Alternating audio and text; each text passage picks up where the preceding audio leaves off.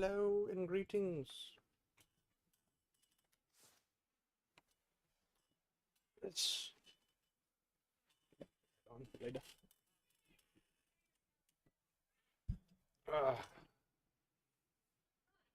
What do we got to work with? 85, 132. Hex.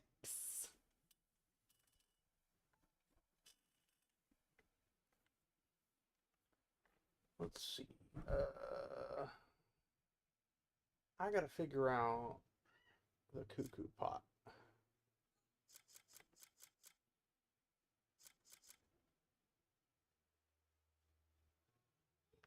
What is it? Yeah. Power core. Oh, I do have a magnetic power core.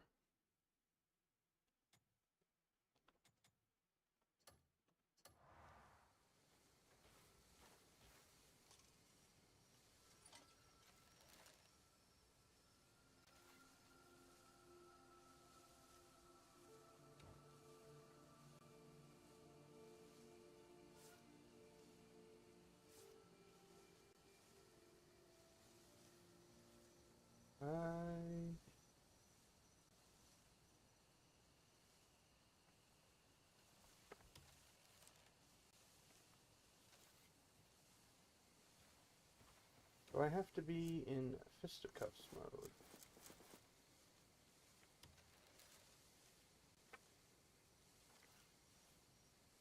Oh, it tells me.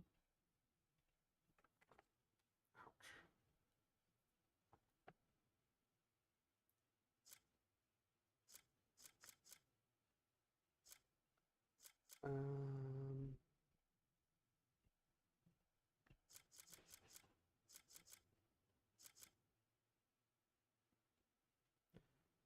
Continue. The sealed power of an ancient giant temporarily wraps the wearer's body. What is happening to Streamlabs? Goodness gracious.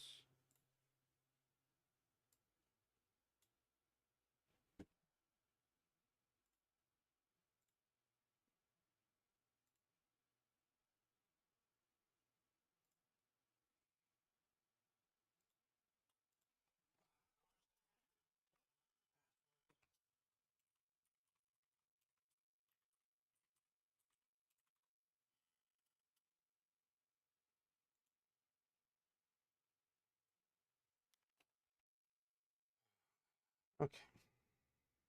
Yes, that's me. Not now.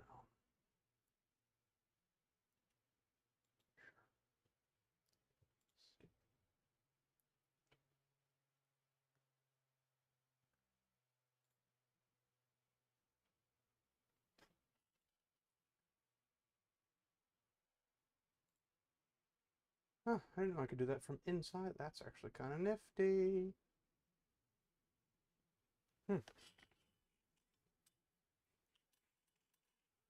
Well, it's all a couple tips and tricks, and I wanted to see if I could try them out. Ring of Lightning.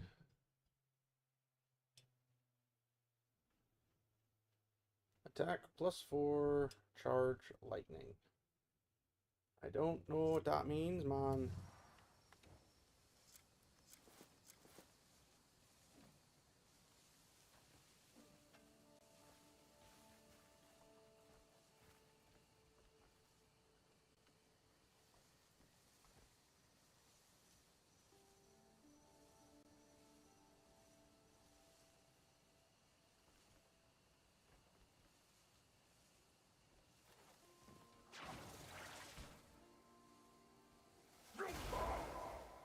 That's not bloody what I wanted. I wanted this. That's what I wanted.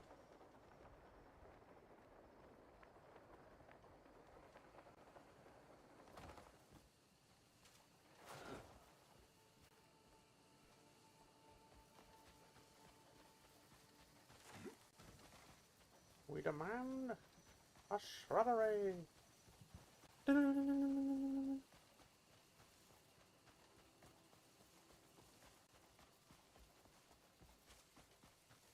Now I gotta remember how to take the cuckoo pot out.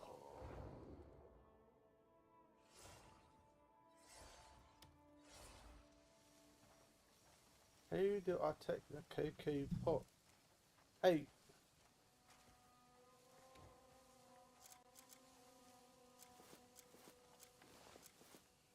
Fertilizer. There.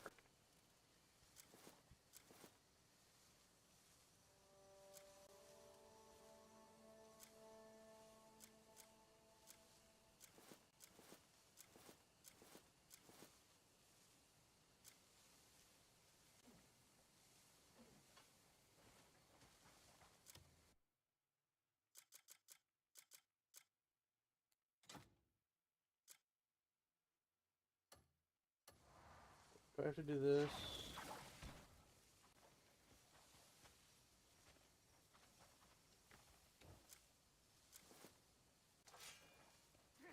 Fucking Ray!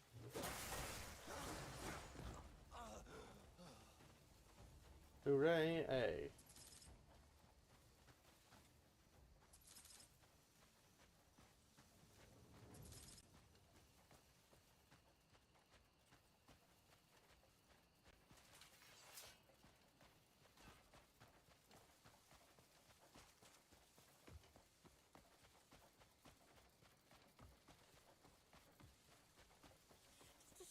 I understand how you feel, sister, but you really shouldn't.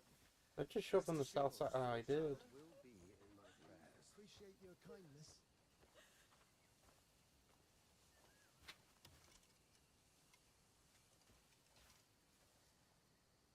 child. There now. There now. Show her the way. I just need him to get better. Go on. To be happy. Come now. Let's get you up. You'll make yourself sick. Thank you, Father. Is she all right? Just another soul seeking Solomon's grace. In life, some burdens are far too great for any mortal to bear alone. I suppose so. Do you carry such burdens? If you do, you should take the Pilgrim's Road to Senia. Should you offer them before the reliquary of Saint Senia, Solomon himself may heed your prayers and lighten your burden. Father, shall we be on our way? May Solomon's light shine upon you.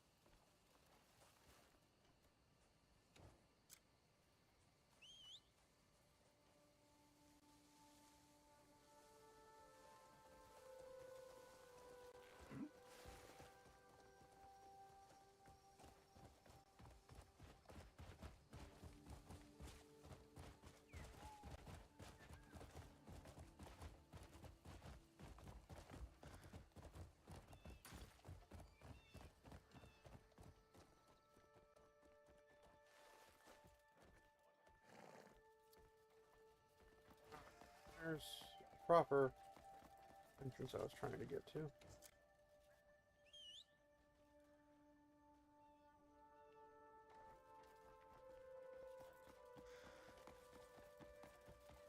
Watch it!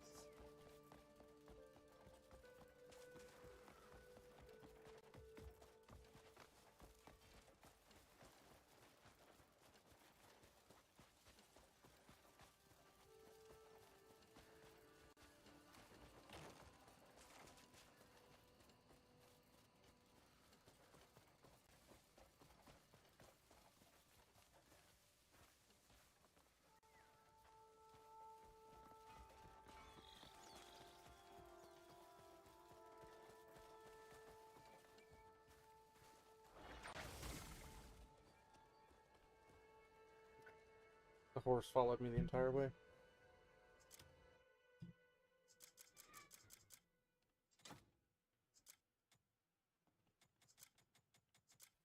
Why can't I take out of my cuckoo pot? More cuckoo for Cocoa Puff.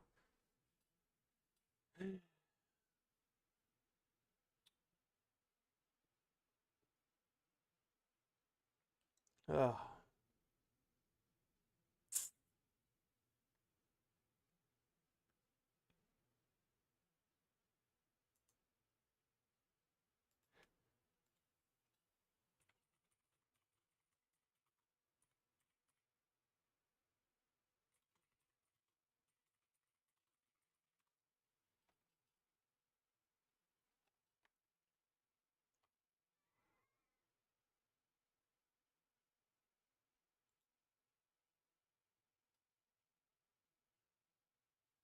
Okay, so it's discard.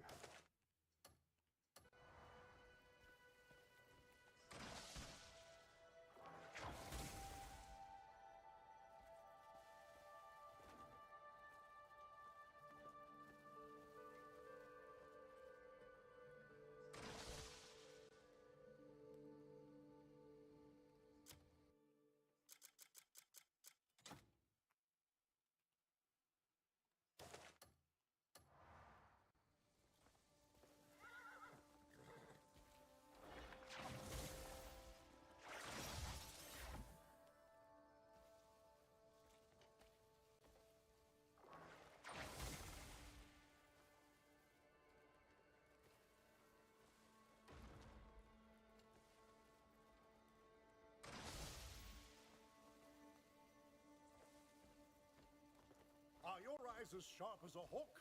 Come challenge yourself.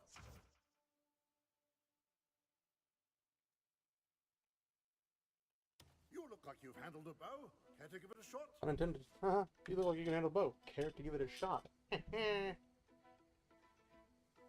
Why not?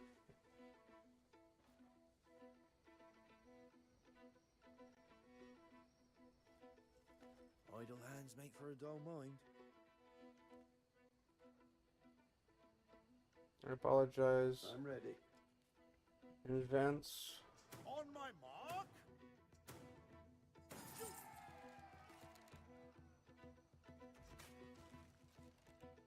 Okay.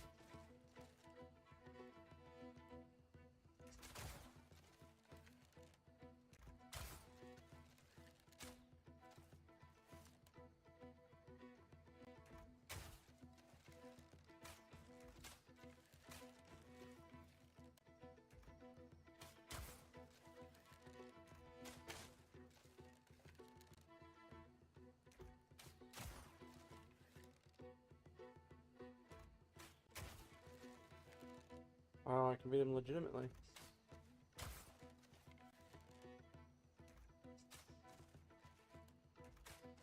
Maybe.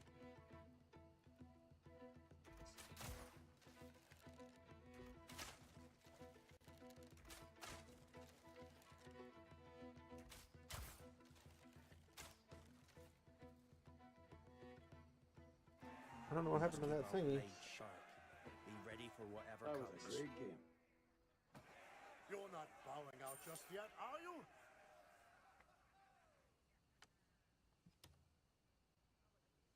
Well, I gotta figure out where my thing went.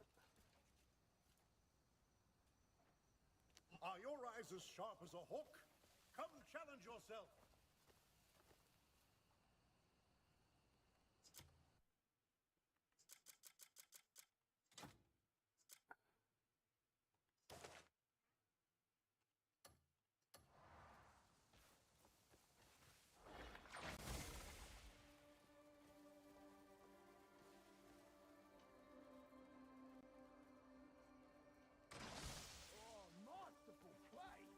Are your eyes as sharp as a hawk?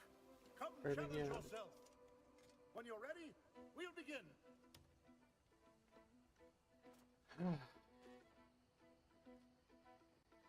On my mark.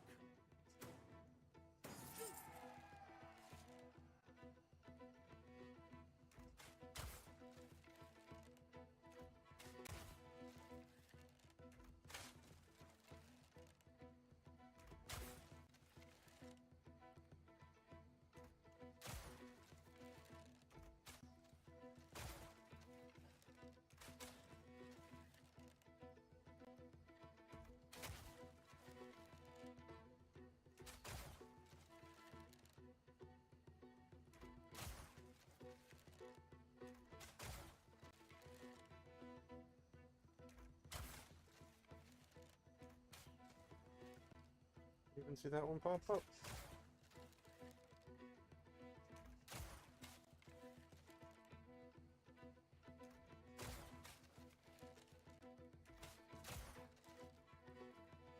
Oh my god. You can't call it quits here. Shooting right I can. Watch me. Holding all sharpshooters. Step right up. I need to know how to get that thing.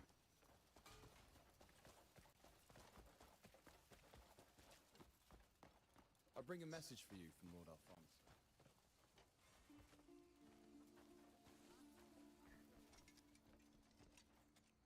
It's been some time since your last visit. The heirs of the estate have resumed their training, using the spear manual you reclaimed for us. Thanks to you, we were able to regain both our heritage and our pride. Please, accept this small token on behalf of House You already gave me Alphonse. something. I'm glad to see you in good health. I wish you every success in the days ahead. I mean, 10 silver, I'll take it. I heard you were repairing that house that got destroyed. Ah, the one crushed by the sky boulder. Yes. Yeah, right. Well, we want to start working it straight away. But we're short on hands. It's been an eyesore for some time. It'd be nice to tidy up the village, you know, get it back to how it was. And I've no doubt Duke Celeste would be pleased as well. You know what I mean? Would you be willing to lend a hand? If you do, I'd be happy to pay for your trouble.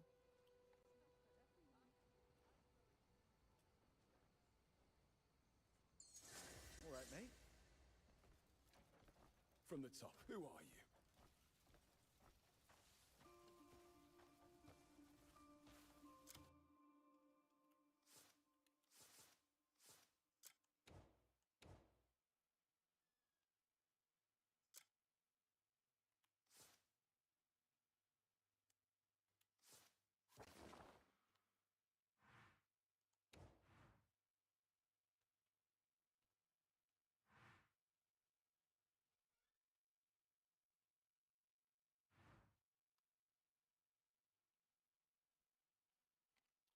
Where's this quest at?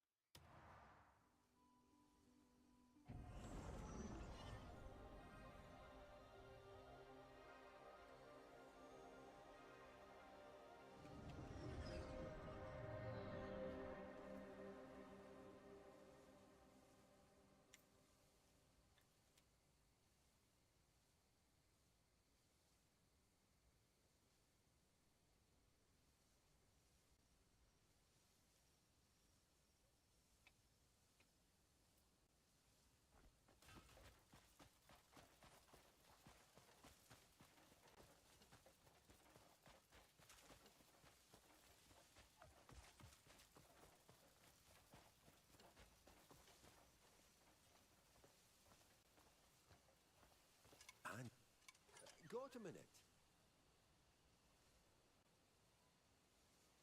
Everyone's just asking Carl for things, one after another. And you know Carl, he can't say no, just gives them whatever they want. At this rate, our storehouse will be empty before long. If we put a board outside showing what supplies we've got left, maybe everyone will think twice. I need some timber to make it. Can you fetch me some?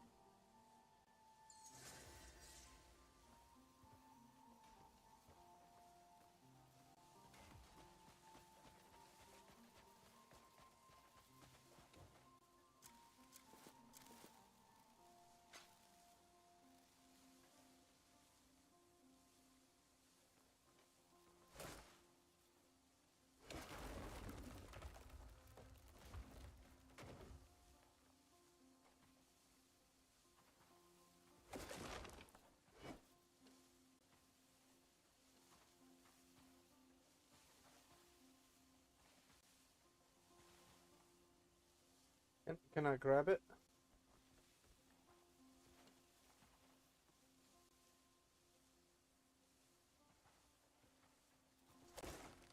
Ah, gotta break it first.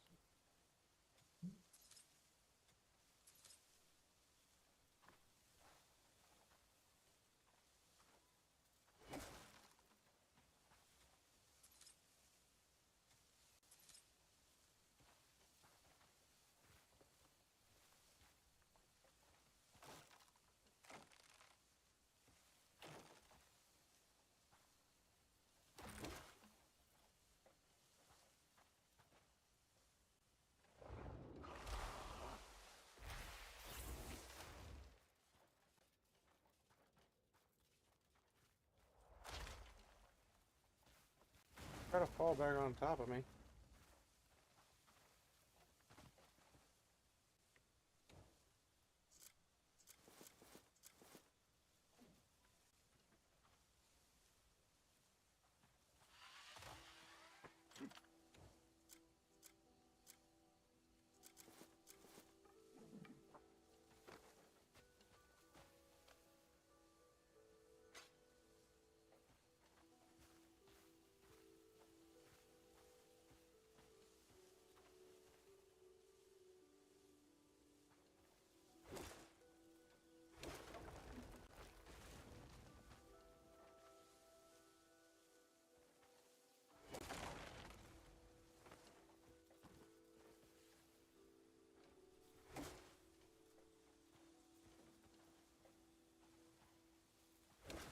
Got too long.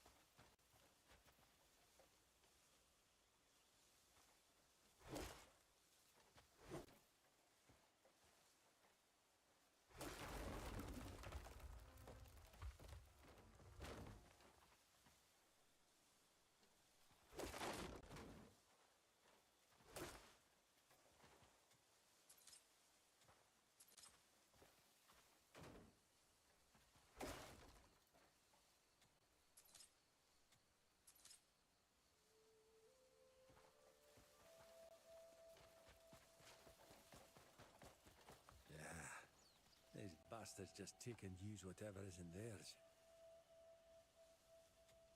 Ah, you brought the timber. Solid and durable, just what we need. Once the board's up, everyone will be more careful with what they take and use. It'll make Carl's life easier too. Thank you.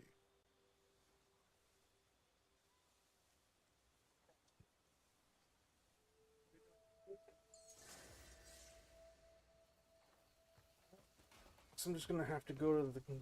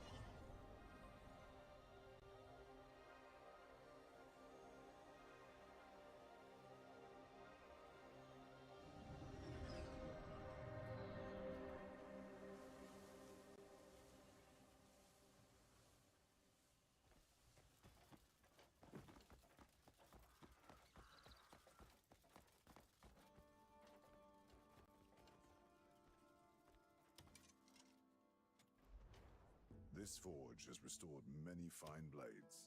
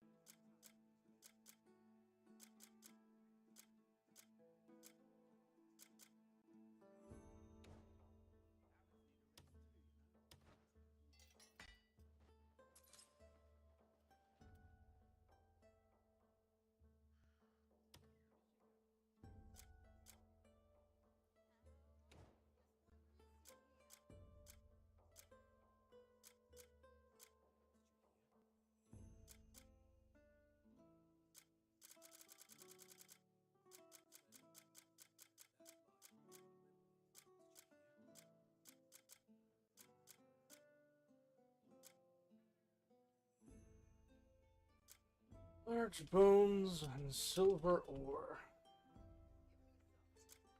Silver ore, silver ore, silver ore, silver. It's refinement time in the city.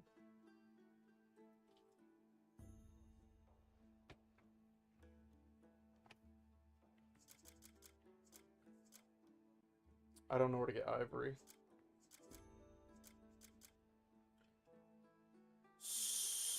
Solicite ore.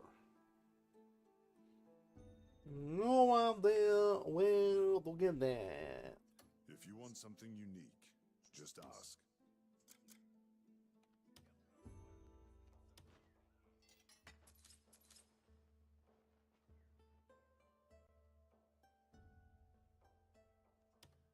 Bit of a jump.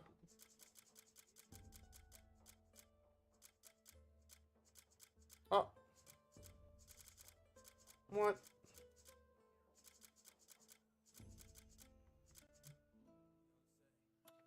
Short hair hide. Push. Push, I said. Push. Master of the I'll be here, ready for your next job. If I can sell some stuff. A mighty blade tests the horror of its master.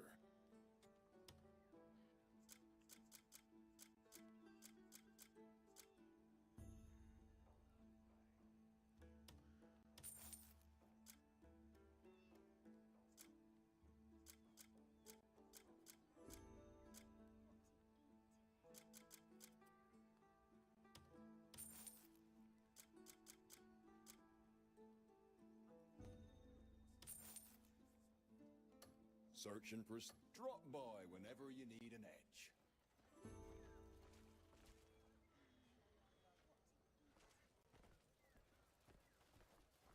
Well met. Yeah, what do you want? What should I do? What's going on? I was just thinking out loud. My head's been full of worries of late. The Nars River fishing grounds are seeing less visitors these days. Once they were the pride of the region. So, I thought, what if we raised a statue of the Goddess of Plenty?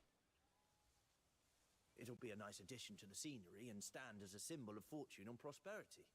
Two birds with one stone, as they say. If you would lend me your strength, I'd see you properly rewarded.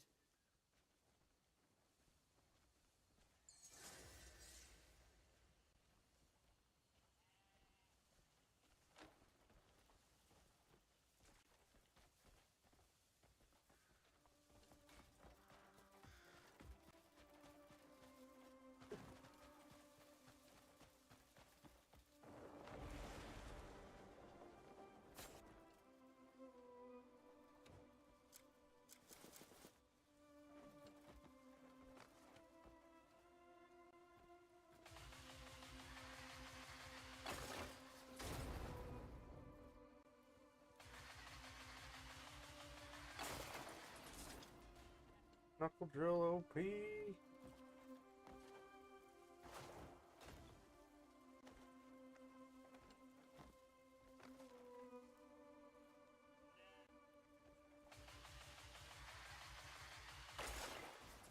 will be finished soon enough.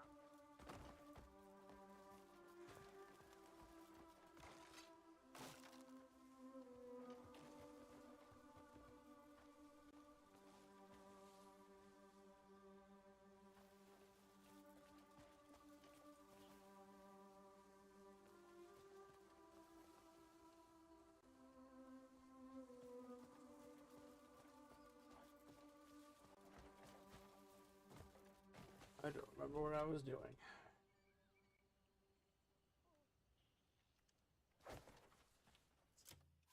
Short hair, we need 7, so I gotta kill 7 deer, looks like. Upgrade that armor to give me a little bit more stuffiness. And we gotta see about advancing a little bit more.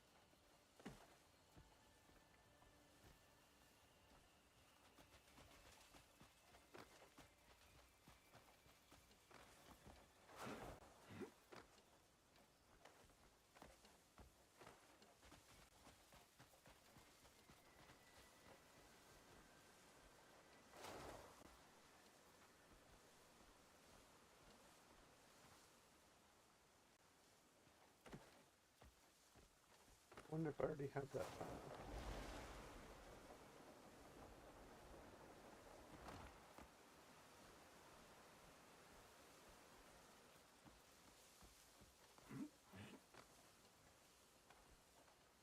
I do not, but hey, copper.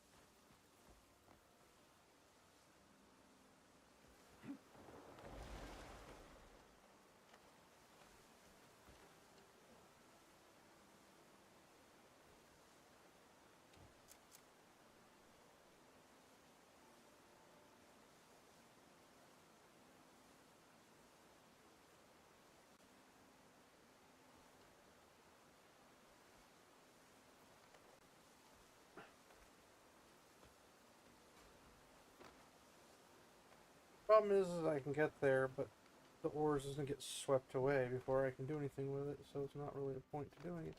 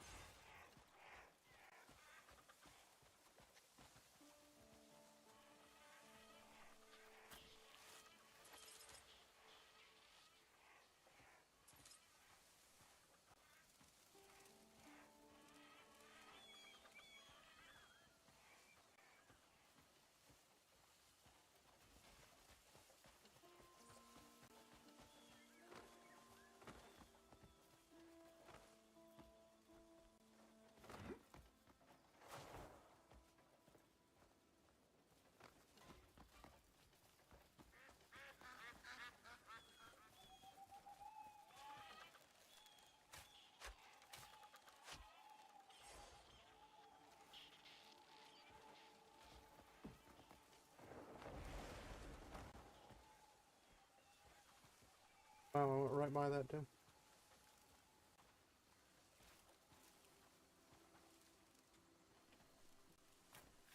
Well, yep, I can get it now.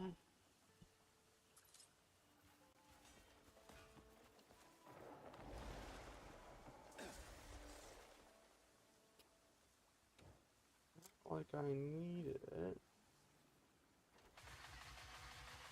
but I'll take it.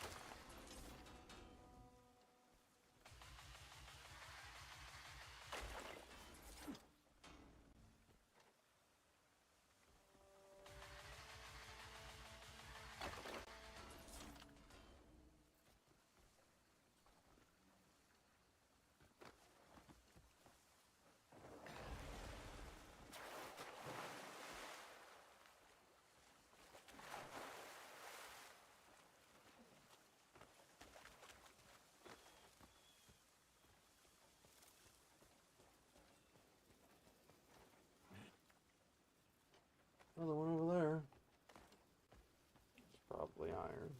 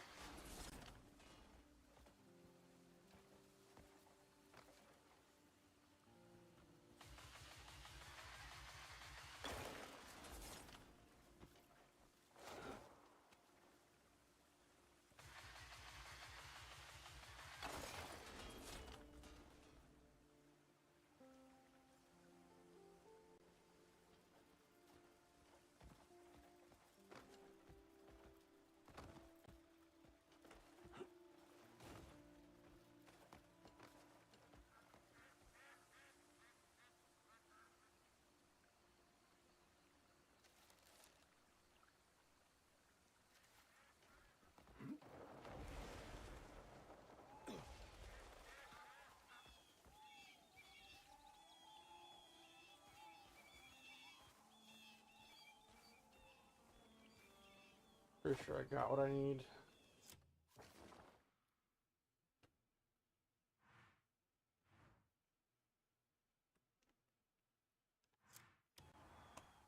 I get what I need.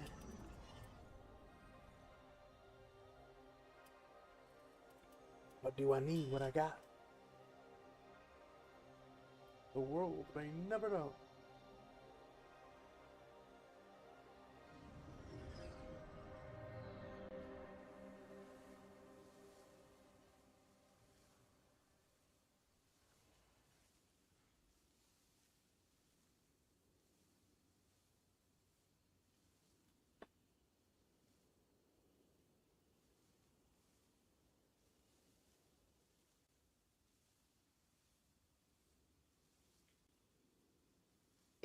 Excuse me.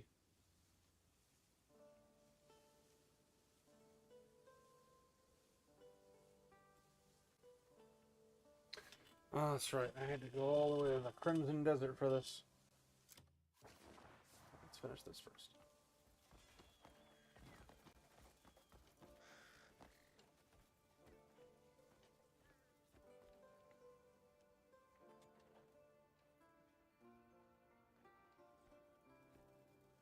Yep. So I don't have to come over here to do it. We also need an anvil.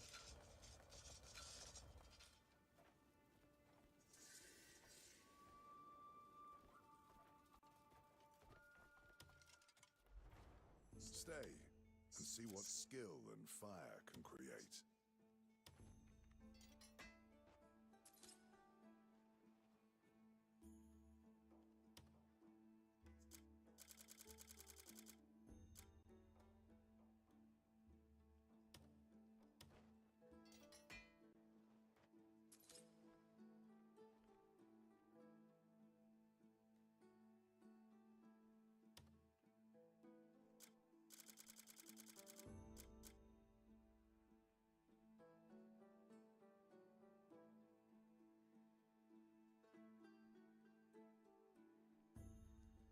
If you want something I unique, need to see if I you have and other others things to that are do it. better for swords, because they say criticals Or critical chance is better.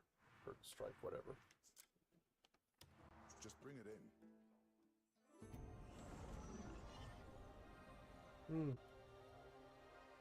There's that church I have to go, there's that invisible wall in.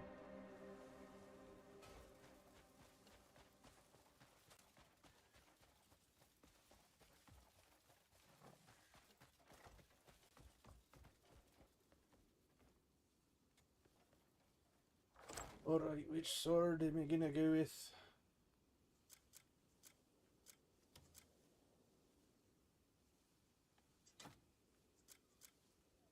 Your critical rate, Hondo, with your two-handed.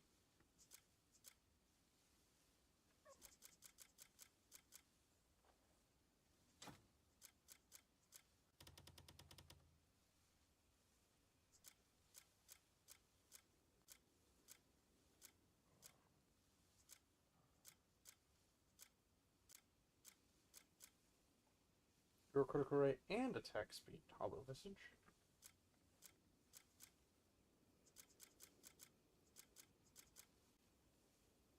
Your crit rate 1 and attack speed 1. Now, is that because of what you on you?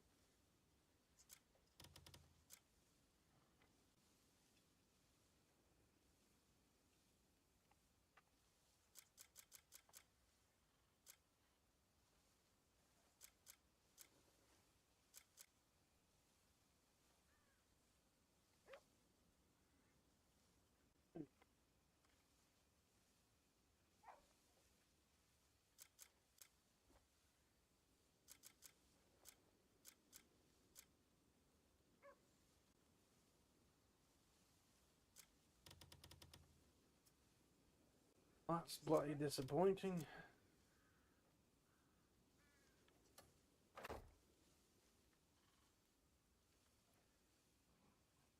We'll actually dump all those refinable equipment gear.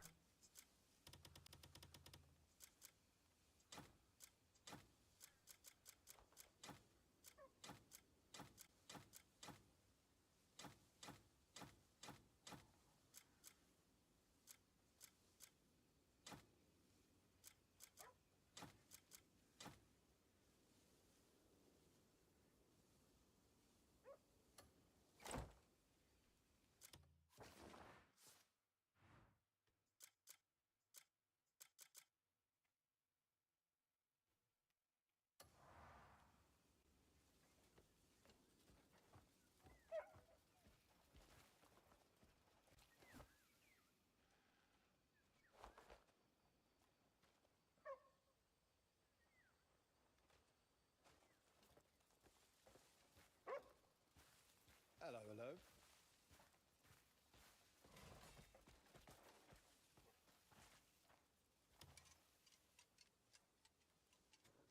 If you grow up hungry, you never stop thinking of food. I'll keep it safe, you have my word. We'll keep it safe unless somebody comes and asks for it.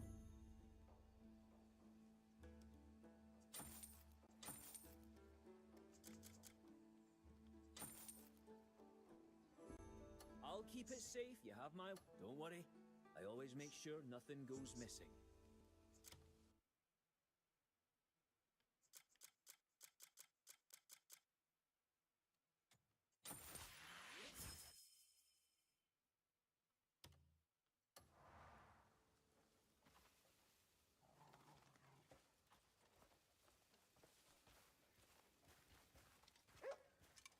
What's going on? Cliff, have you seen Jan? He didn't look too good earlier.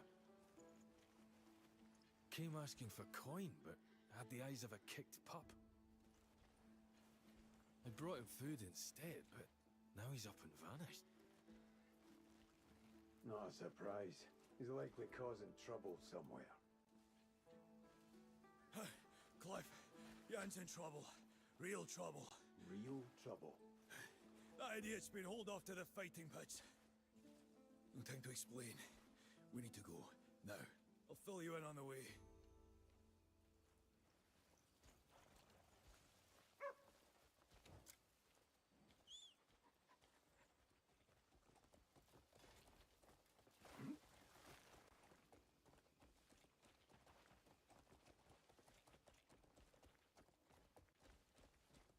What exactly happened?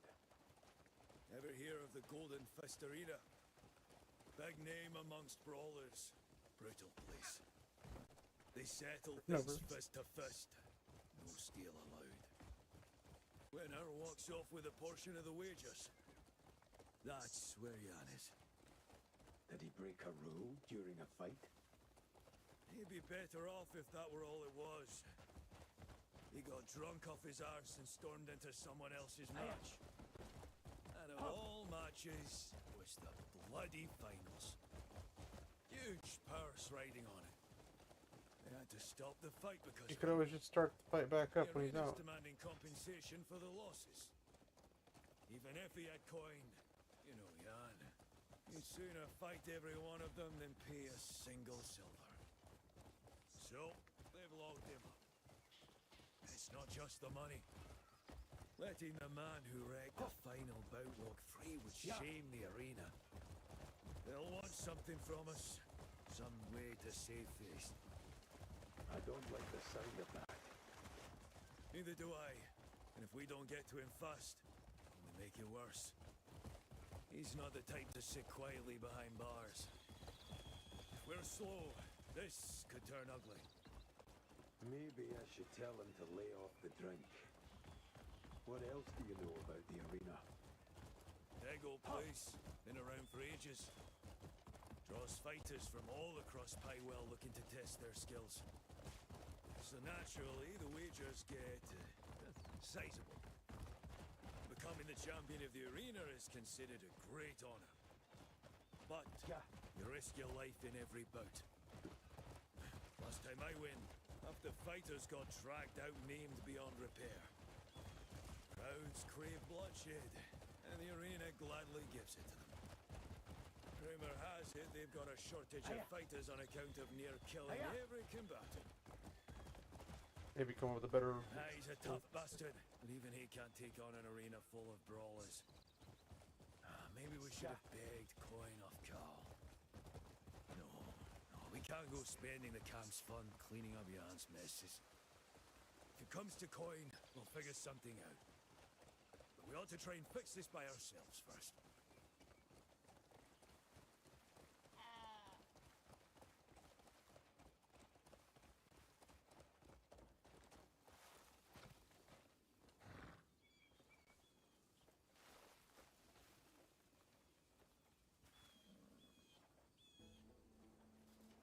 So you did come running, just like your loud little friend said.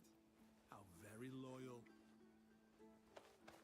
Your comrade has cost us a large sum of coin. Now back away. No leniency. Not for this. Should we tell them the offer? All right. What do you want? All we need is a crowd whipped into a betting frenzy. Meaning? One of you goes and fights in his place. It's settled. We'll see you inside. Greetings.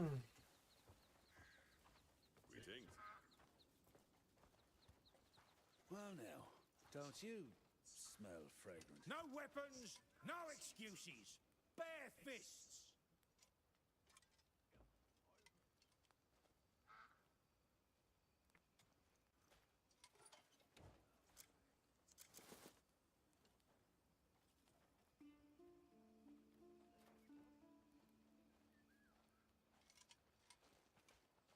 Show us your strength.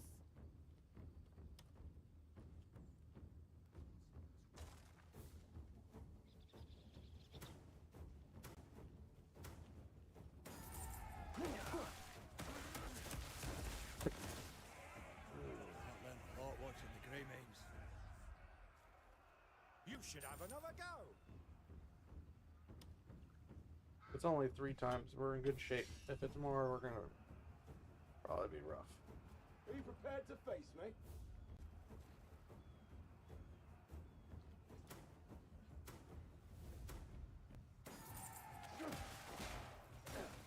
Get this child close to me!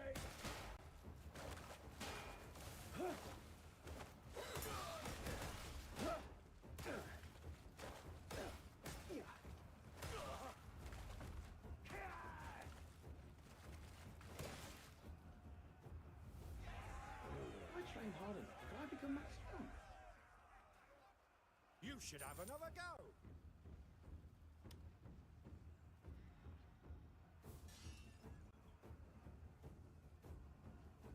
Huh.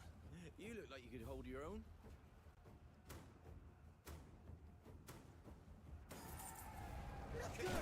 Still standing. It's over. Oh gosh. Just like Kamehameha. I watched the Grey Maze in battle. Their skills were beyond. Fancy another round? And bugger off. Do we have another challenger? Good, that more than covers the losses. We'll release your friend.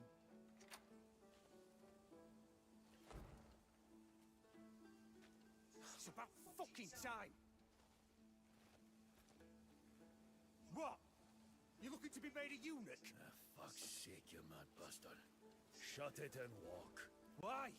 I did nothing wrong. I'll take him with me. Aye, he's all yours. So, why exactly did you cause a scene in the arena? Oh, Solomon's low-swinging sack. That match made me want to gouge my poor fucking eyes out. Slow feet, stiff stances. The sorry bastards look like drunk goats fighting. What's keeping you? Me horse. That's what. What's keeping you? You, actually. Funnily enough. Couldn't stand just sitting there, so I offered a bit of friendly advice, eh? And you know what? The cunts told me to get in the ring myself if I was so clever. So fuck it. Give them what they asked for, right? Right. So, those two cunts then team up against me. Coward bastards. So I cracked their skulls, and suddenly, I've got the arena's private guard coming after me. So I handled them too, one after another. Jan. Oh, come on! The crowd loved every minute of it. Better than the rubbish they were watching before. Run. I practically sacrificed myself for their entertainment. And instead of thanking me, they stuffed me in a cage barely fit for a fucking dog. If you're gonna build a cell, at least make it big enough to lie down in, eh? Actually, the more I think about it, maybe I should go back and finish the job. Maybe we should have left you there a bit longer.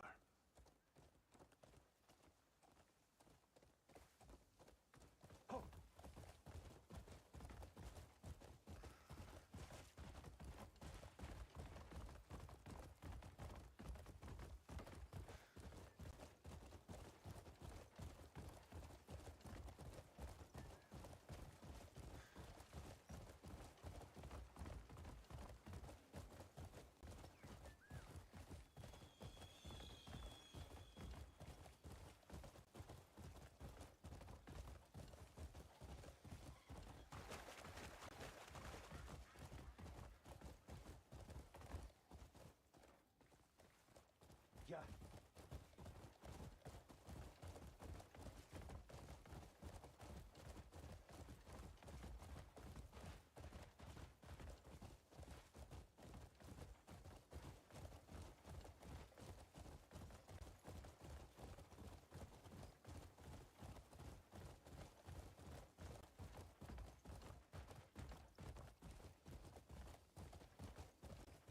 Jan, try showing restraint next time.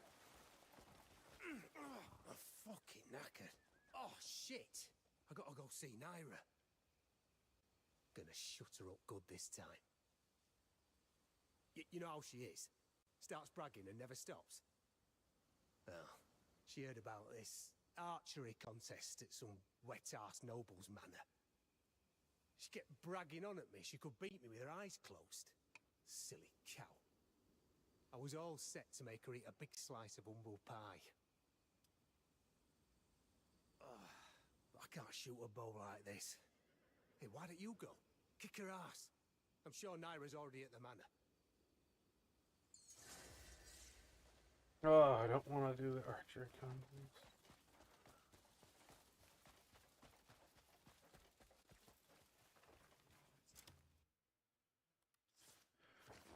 Alrighty then. Where's the bloody Crimson Desert? All the way freaking up here, man. Goodness gracious. Well, how the damn turntable turn.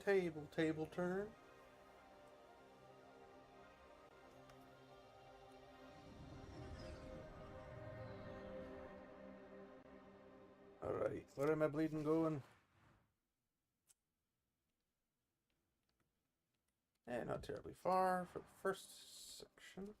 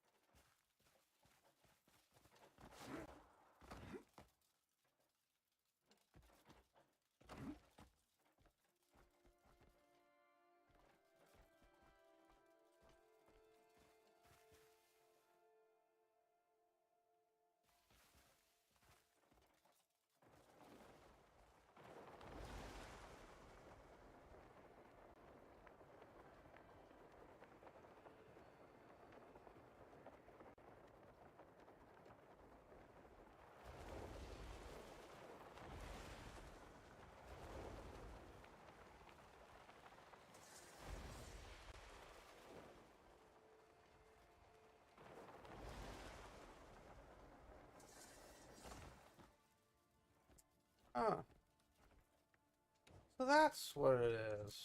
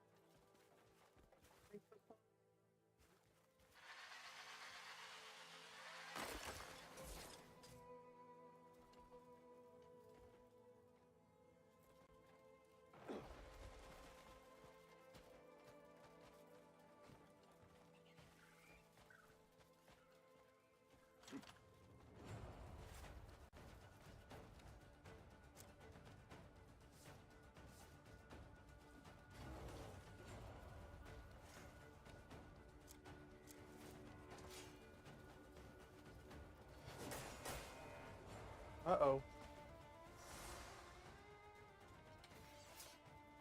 It's a monotone lizard.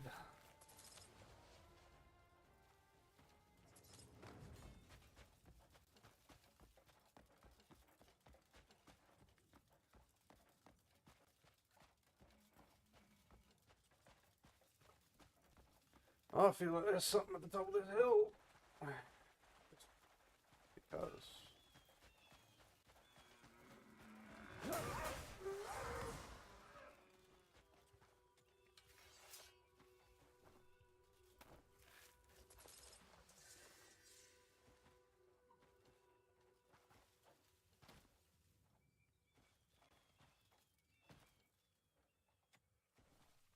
Picky.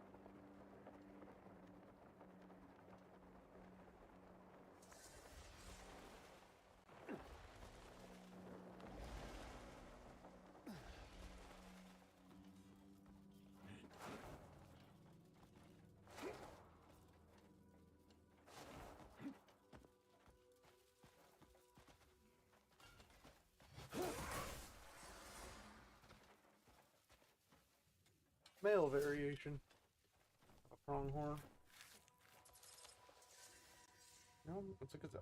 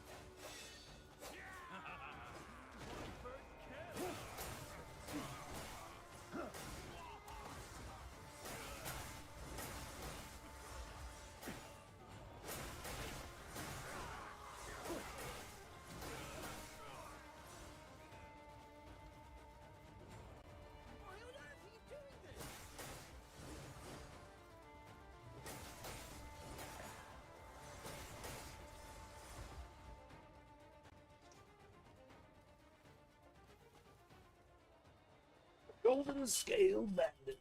Well, they definitely take a few more hits than the other guys do.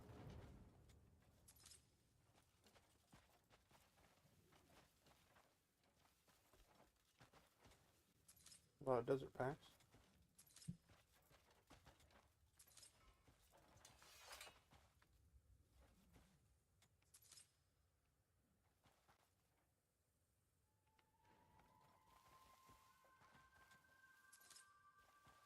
Why on earth are you doing this?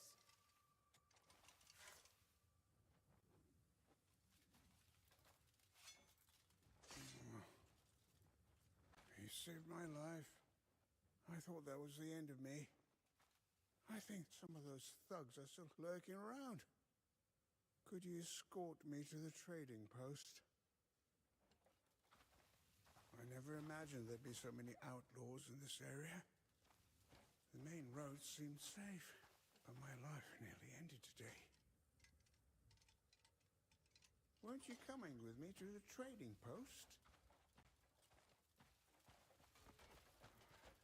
I haven't introduced myself. I'm a merchant from the Salt Road Trading Post. Oh, we gotta go backwards. I've never run into trouble when traveling with a large caravan.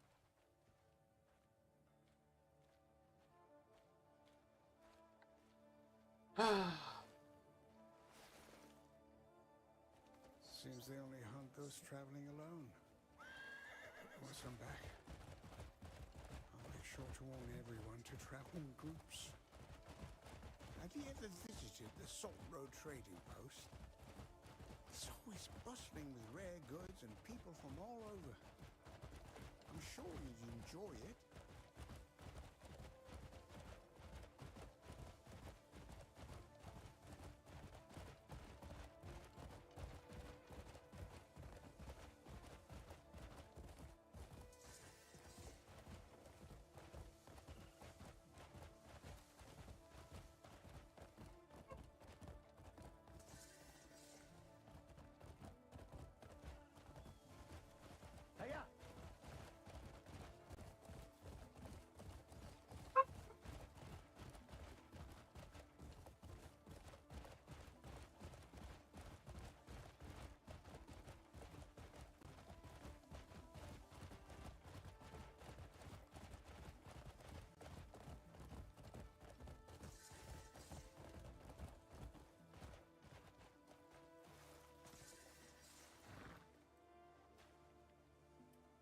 Thanks to you, I've arrived safely.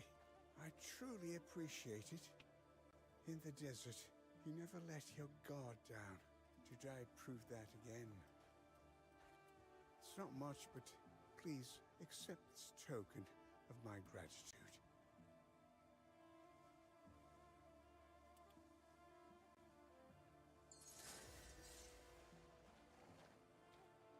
Some goodies.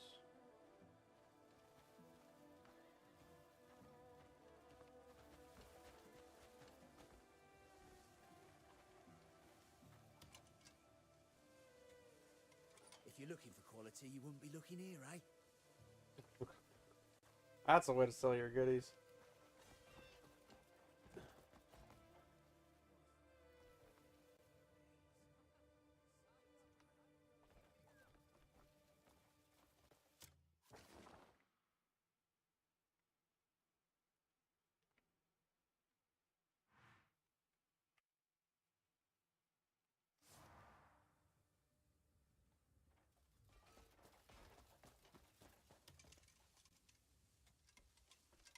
What's all the commotion about? You're a welcome sight, Greymane. It's quite a mess we're tangled in. There's been a theft within the Merchant Guild. A theft, you say? They made off with some rather important goods. You know exactly what was taken? A chest of gold and several contracts are unaccounted for. Naturally, those items are crucial for the Guild's dealings. Without any clues, this mystery is gnawing at us. Could you help us? All right. I'll solve your problems.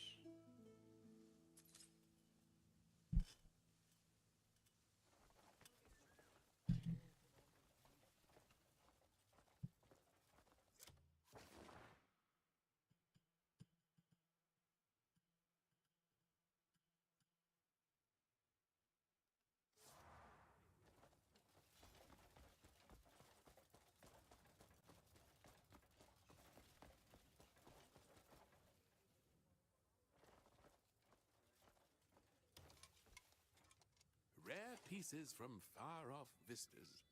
Care to see?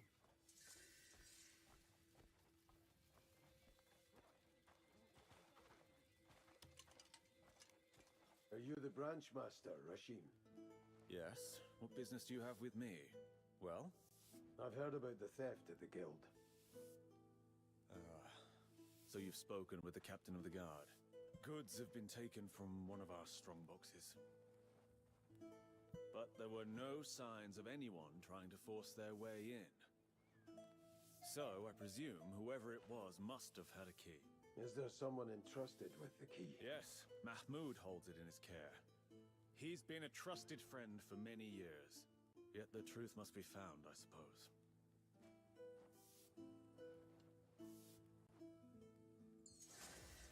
Trying to dust or brush or sweep the desert.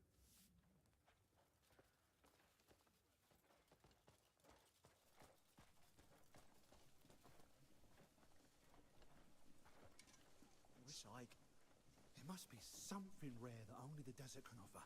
Something worth trading. Find that, and you've got the start of a real business.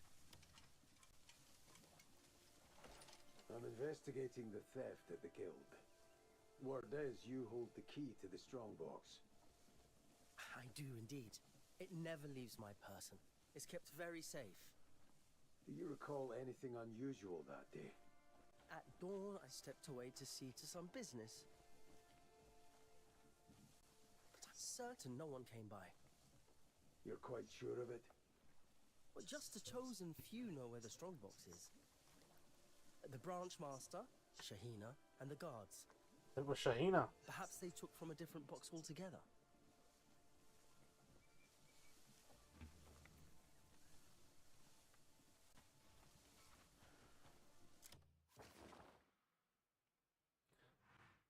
Guarantee it's that one.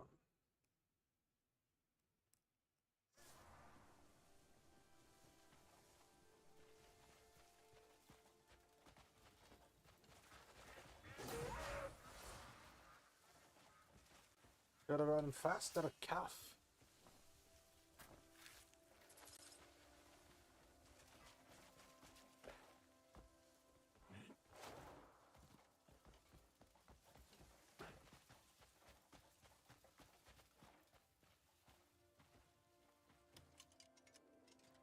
Kasim, were you on duty when the guild was robbed?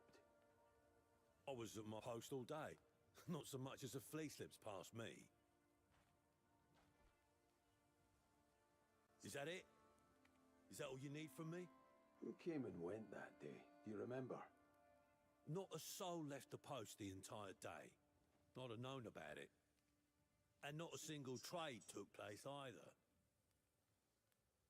Do you know where the strongbox is kept? Ha! Of course. Though I'm not the only one. They all pretend they don't, but everyone knows where it's kept.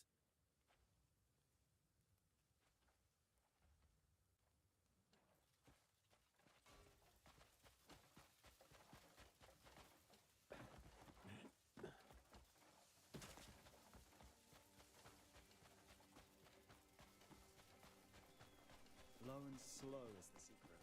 Let it simmer properly.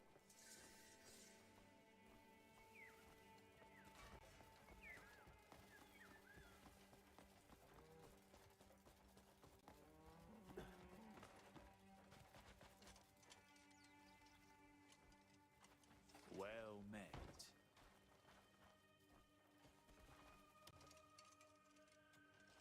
Excuse me, but do you know anything about the theft at the guild? You asking me? Well, I'm only a porter. I was sorting goods in the storeroom as I usually do. We had a big move ahead of us to prepare for. It's no small task packing up all that stuff. The strongbox has to be relocated too. Look, it was nothing to do with me, right? Witness anything unusual that day?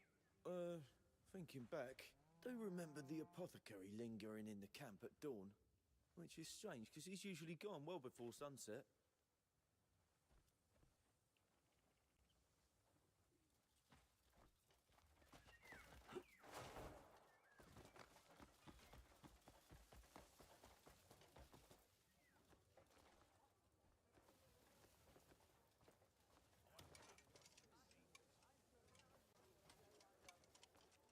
Greetings, stranger. Hail, stranger.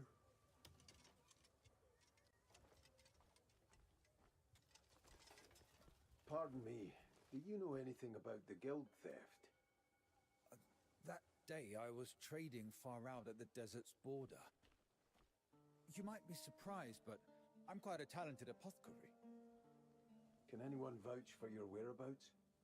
Well, I've lost the records I kept for that day. And my customers will have moved on by now. All right. Is there anyone you suspect? Well, They say Mahmoud's neck-deep in gambling debts. I think it's just talk. Nothing certain. That's all I know. Light's blessings and all.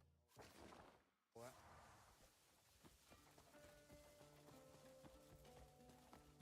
Here she is. I'm looking into the strongbox theft. Could you tell me what you know? Greetings. I'm Shahina, the guild's scribe. I look after the guild's papers. Actually, there is someone whose behavior was troubling me. Not long ago, a porter named Paisel asked me where the strongbox was kept. He had no need to know that. So I didn't tell him, of course. Yet with all that's happened, I can't stop thinking about it. I'll bear that in mind. Thank you.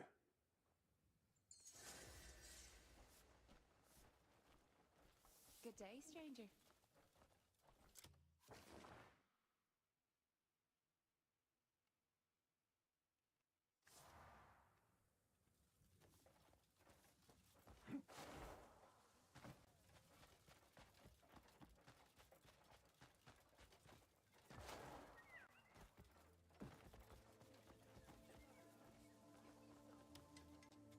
Greymane, have you wrapped up your investigation? Yes, but the pieces still don't quite fit. Too many tales are being told. Shall we try to put the pieces together? Share what you've learned, and we'll mull it over. What did the branch master have to say?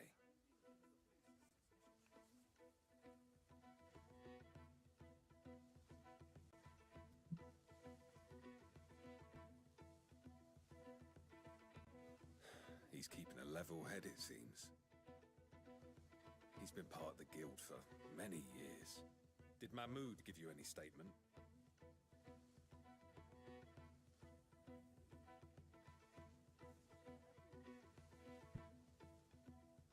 True, its location should be kept to the chosen few. The scribe must have felt the strain. What did she say?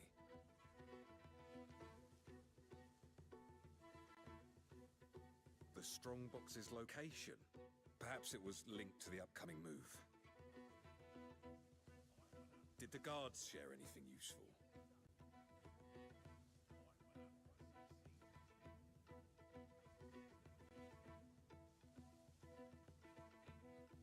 So it's common knowledge where it's kept. If that's true, it's a serious concern. Why bring that up only now? Right then. Well, what did the apothecary tell you? If there's truth to it, that's a fair motive. What about Paisel? He works late into the night. He must have seen something.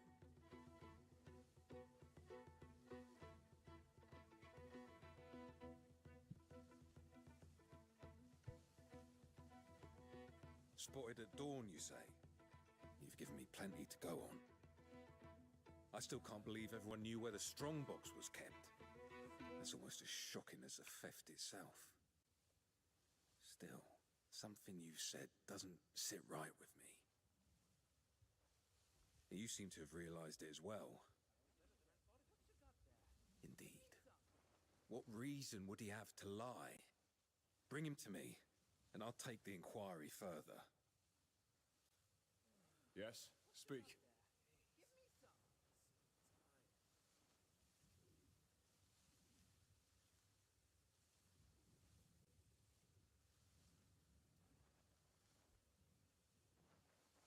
You got a problem or something? Campfire doesn't make you safe. The night hides horrors that never stop watching.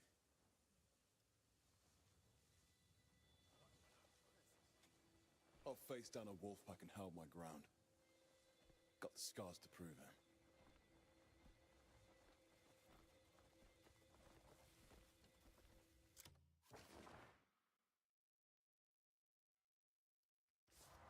A bloody god.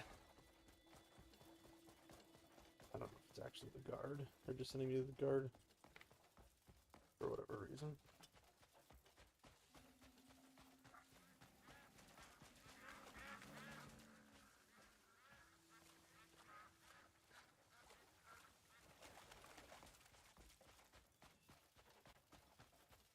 The apothecary. We don't have much time. Got hold of the correct documents, I presume? I got it all. The contracts and the gold. With all this, we ought to corner the trade. Not on my watch. I should be going now. Every move leaves a trail. He got me into this. Wait!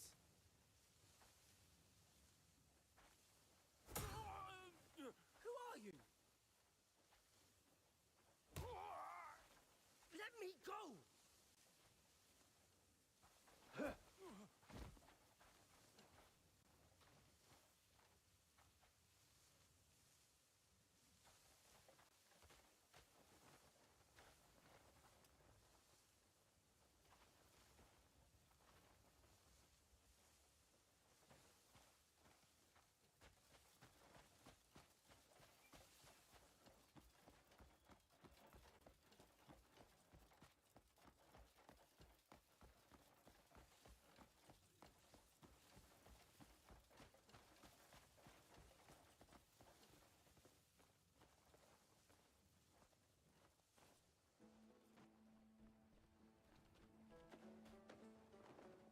So, it truly was him. I caught him talking about the robbery. While you were tracking him down, I went through his belongings. He was a spy from a rival merchant guild, come to take our gold and contracts. Thank goodness it wasn't one of our own. It's a warning for us to tighten our defenses. For everything you've done, you have our thanks. Please, accept this as a token of our gratitude.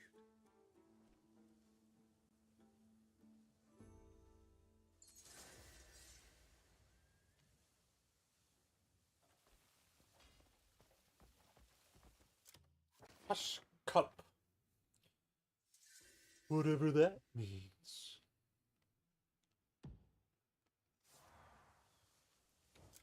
Now we got some mining to do.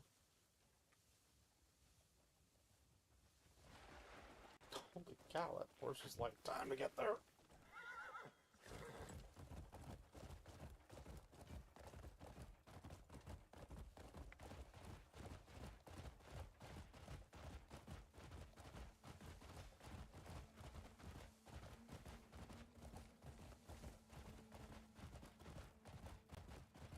There's more.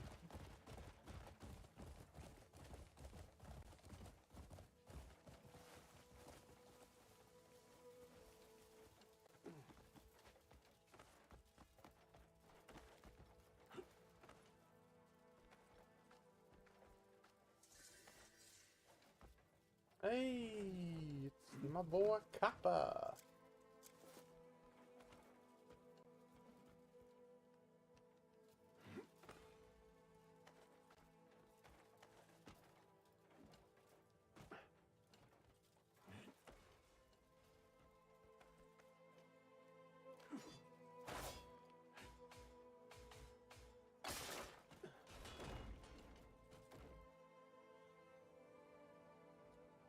Of course, it went all the way down.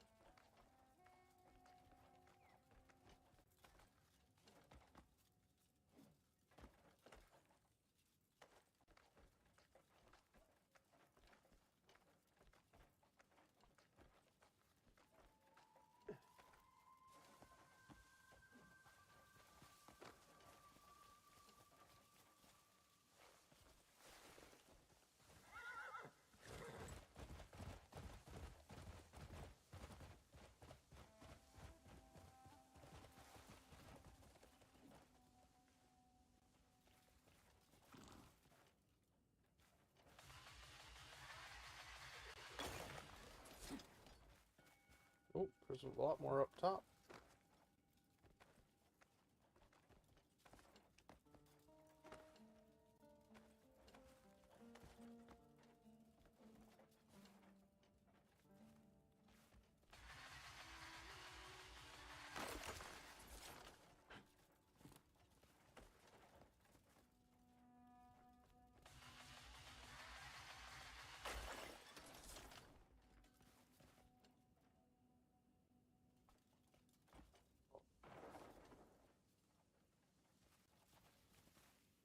Not a bad hole. Now to the other side. Oh, couple to the other side.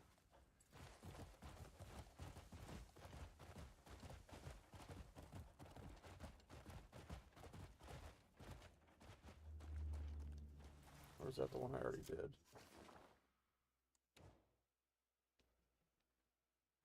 Yeah, that's the one I already did. Alrighty.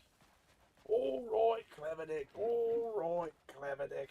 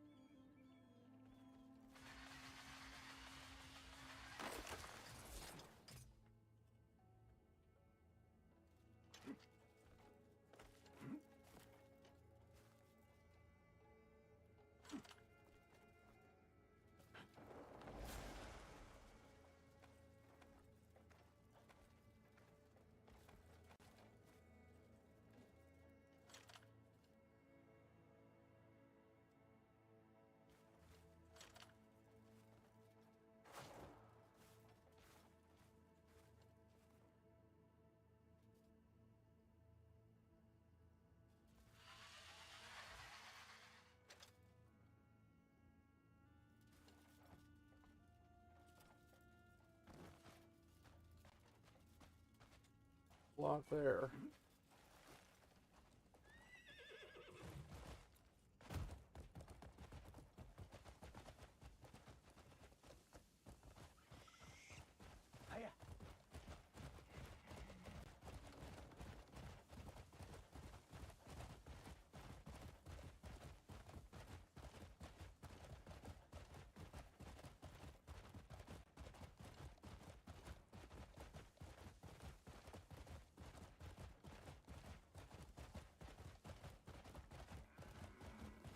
Damn, I can't shoot from horseback.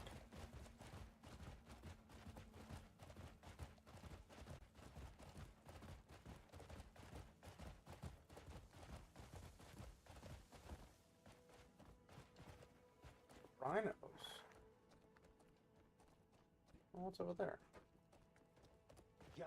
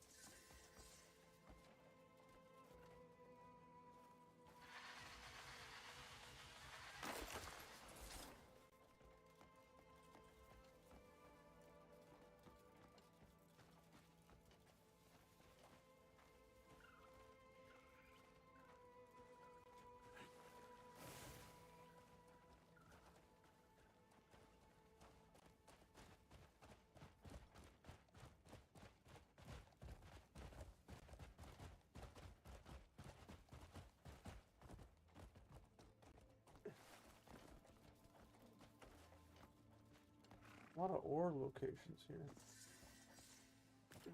Not a lot of ore, but a lot of ore locations.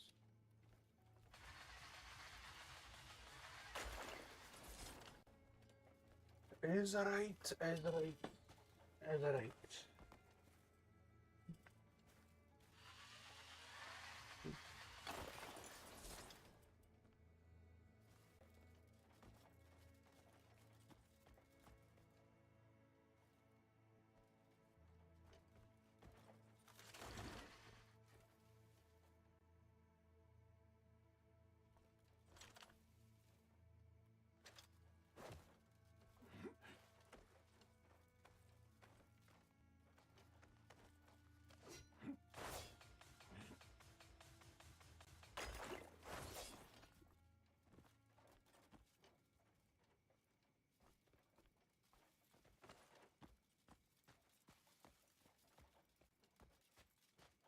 Green lands on the other side of the water.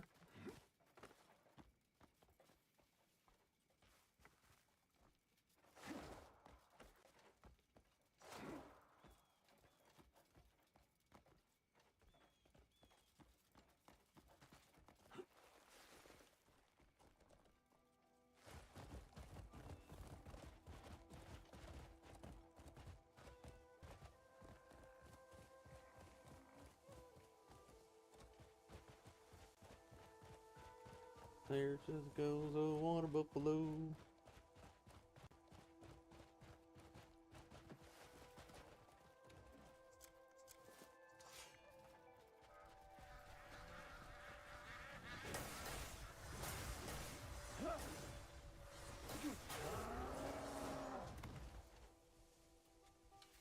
That means water buffalo.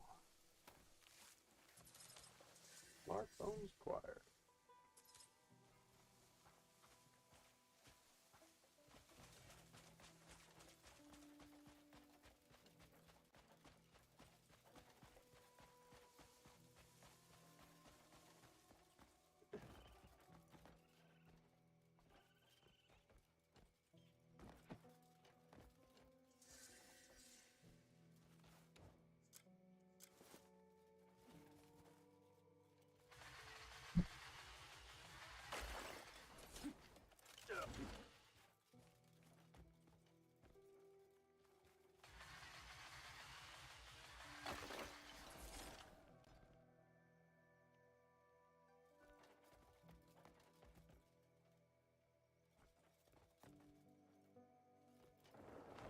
Goodness gracious, it's all over the place.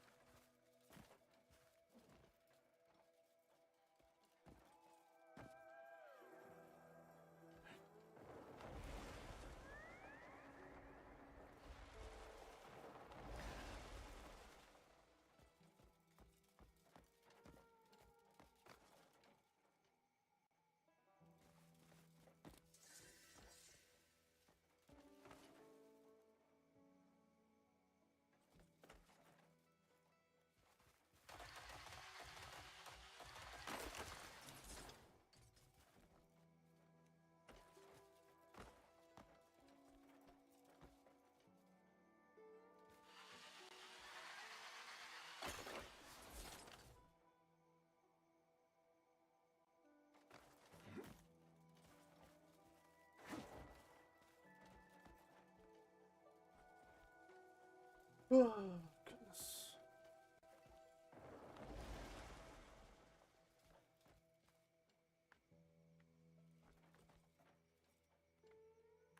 It looks slightly different, but not like crazy different by any means.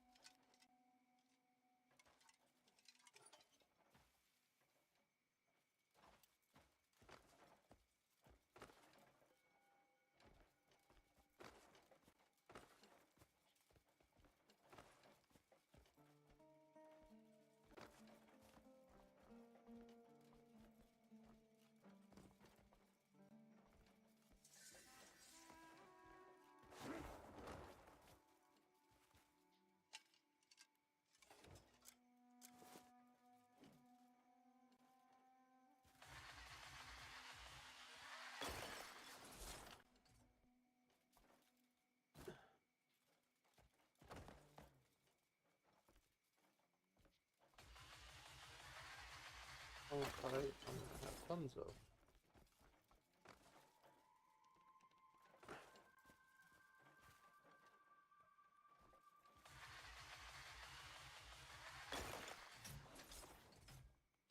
Oh goodness, this thing's freaking expensive. Oh shoot. Oh.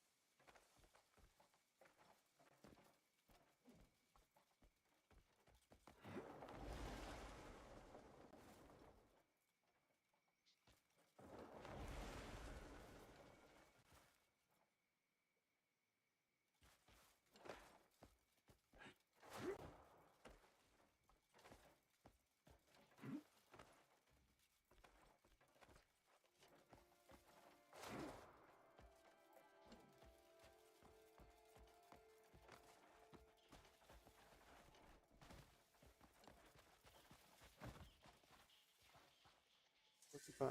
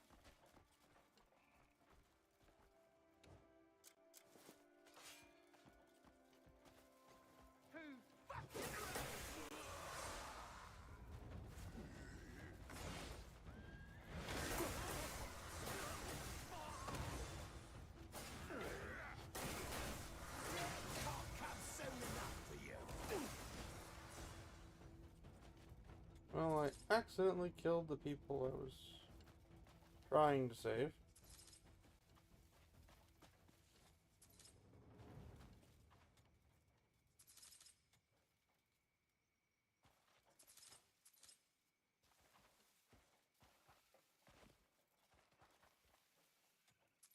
Sorry about that.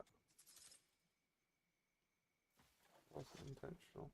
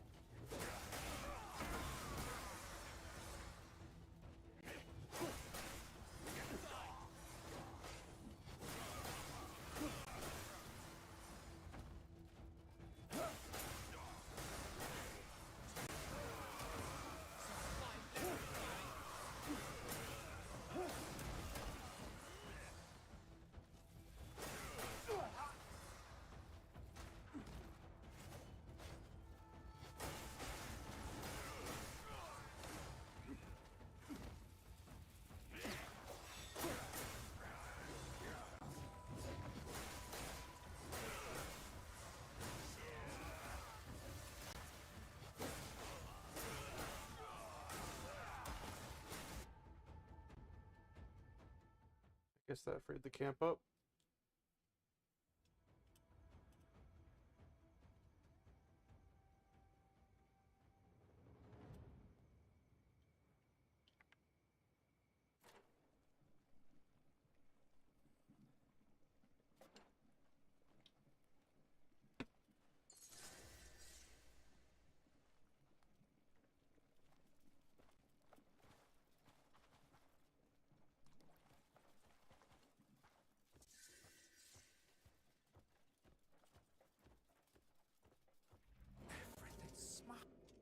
Oh, the bandits came out of nowhere. Wrecked everything I own. The fence is busted, and the wagon's wheels and box are completely ruined. You just said the wagon? No idea what to sort out first. Oh, I need some timber to get it all fixed, but I'm short on timber. Would you? I mean, could you possibly help me find some? How many do you need is the question.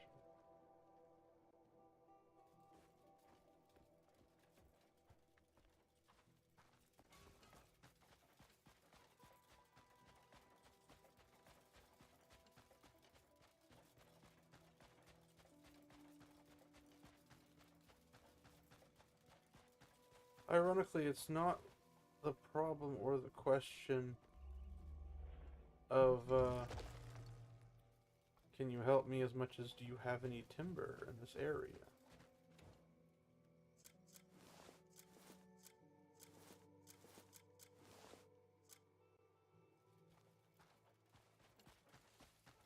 For some of the stuff.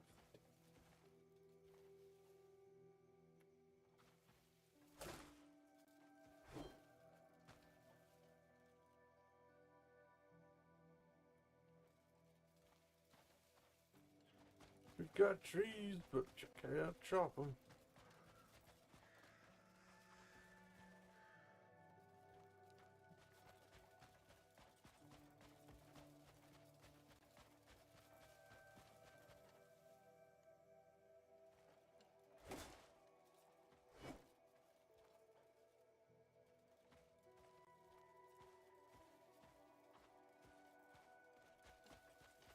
I need fine timber to boot.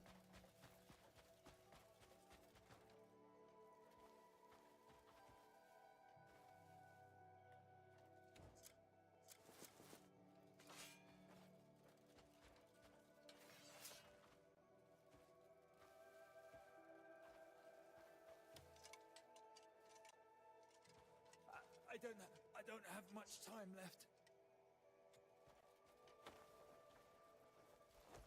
Oh.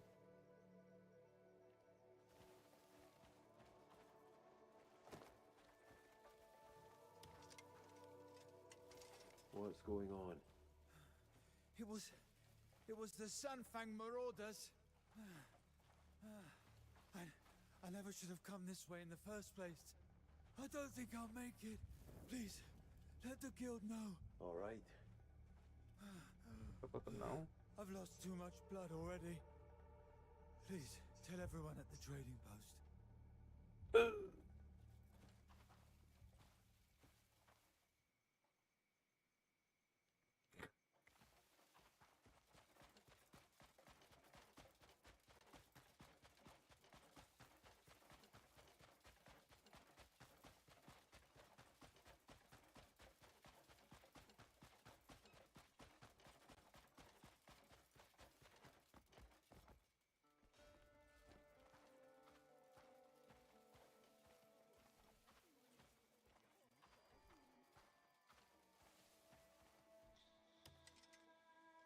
You've dealt with all those bandits.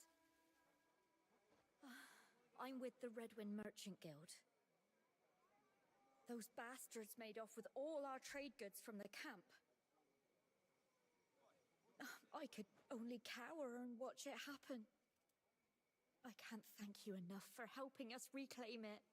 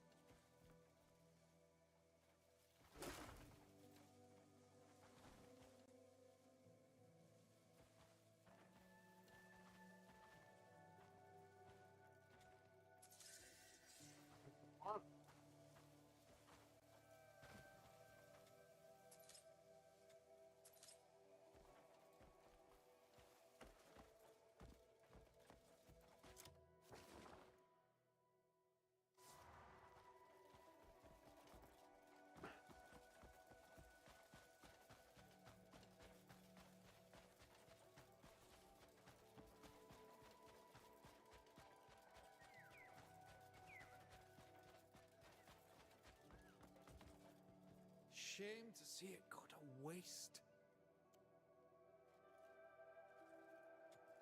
My heartfelt thanks to you. I'll start fixing that fence right away. You didn't do Elon Musk's thing. Hopeful again, all thanks to you.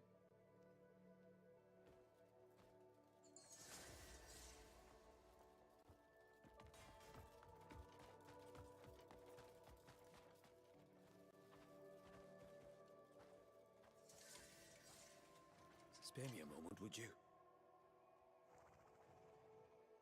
Guild rules say no one travels to the desert alone. It's a death trap out there.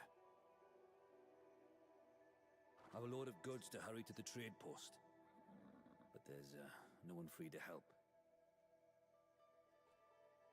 I wouldn't ask this of just anyone.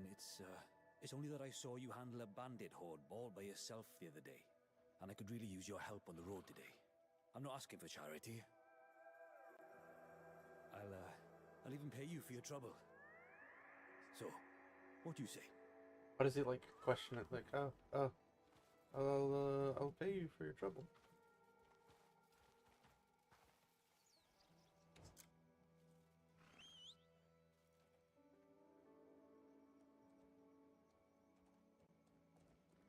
It's this way.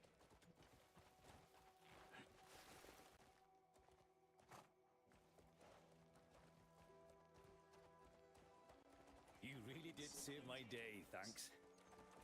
Everything's going so well today. Seems like luck is on my side. You look like you've been on the road a fair while. Might you be interested in a few tales of the desert? I'm quite the storyteller.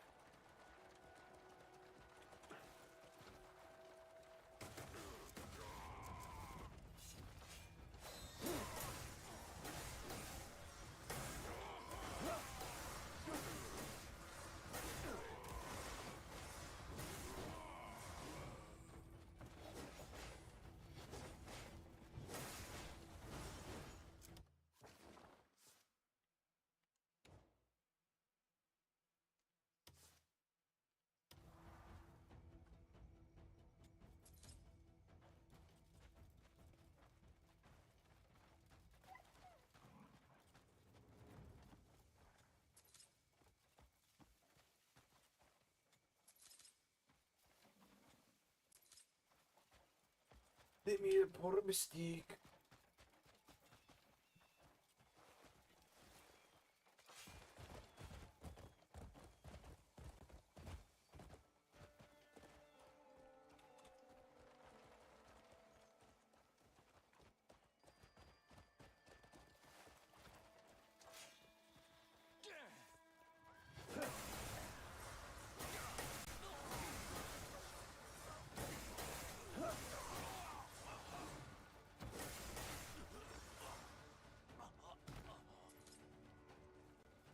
Stop too long on the sand and your wagon will be bogged down.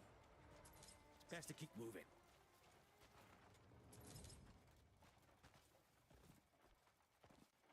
And if you find ruins, they can be a good spot to rest. Places once full of life.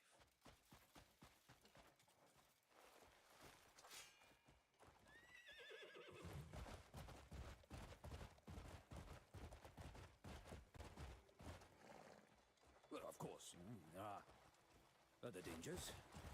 Snakes and scorpions still spring from the sand.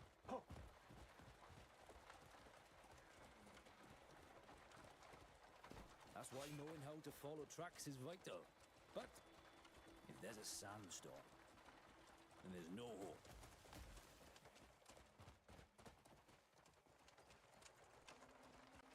Yeah, back in the day, we faced those extremes on camel.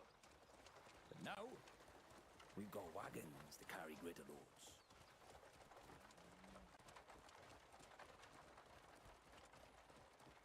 Yeah, it's nice to have some quiet company before a busy day.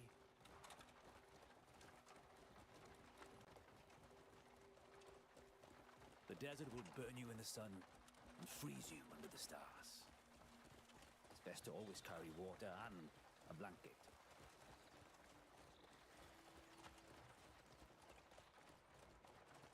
I'm sure we'll sleep well tonight after this trek.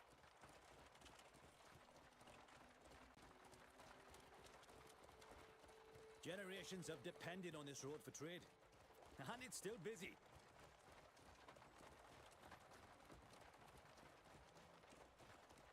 Just as the stars can guide you, the behavior of beasts can warn you. If they're hiding, you best follow suit.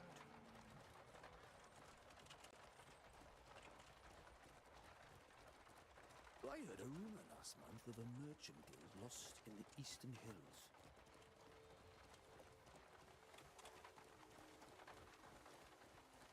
The desert may seem calm, but it can turn on you in an instant.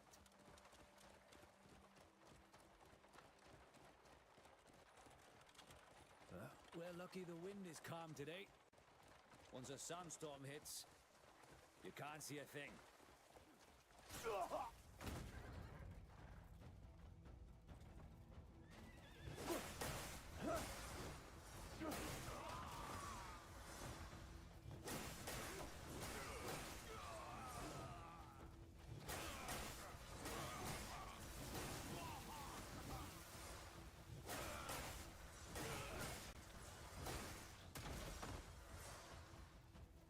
The daily market of the trading post is full of haggling. Quite the spectacle.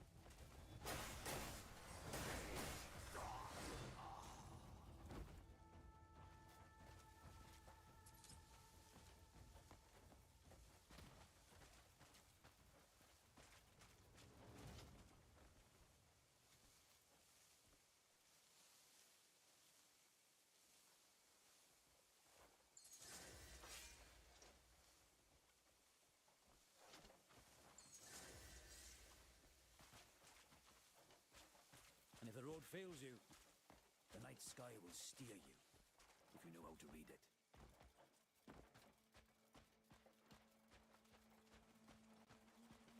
Learning your keep out here is all about survival.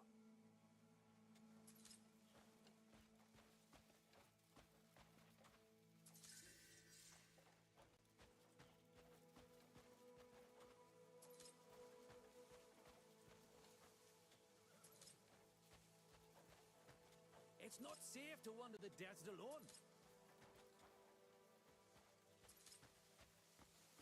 I know, I literally just killed a bunch of bandits who were trying to target us.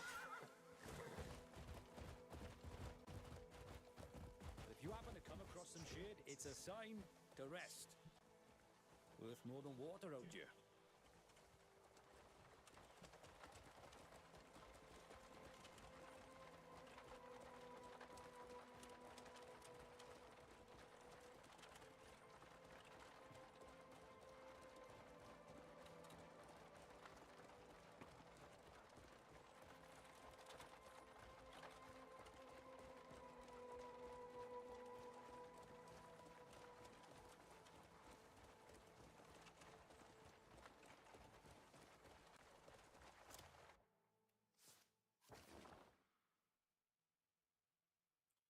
Oh, we're going backwards. Dadgummit. Oh, he's going all the way to that trade post, isn't he? Oh, we're about halfway.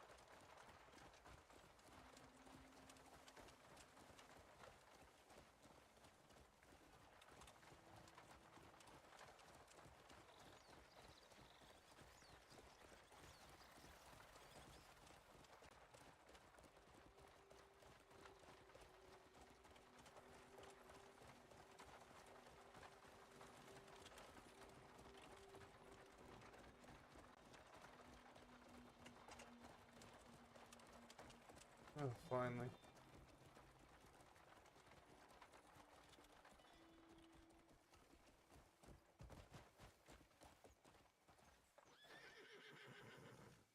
Safely here, thanks to your marvelous talents. I'd hire you as my personal escort if I could. I'll gladly give you future work if I'm able.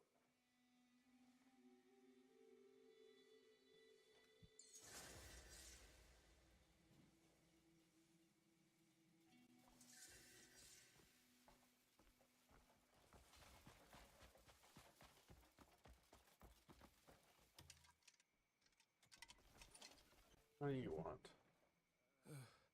Have you heard anything about my traders? Don't tell me the bandits got to them.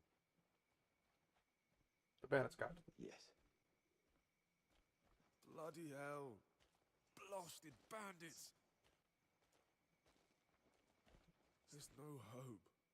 We're all doomed. What's happened? I've already lost several of my people to them. This desert isn't safe for anyone. Not until those wolf-riding bastards are gone.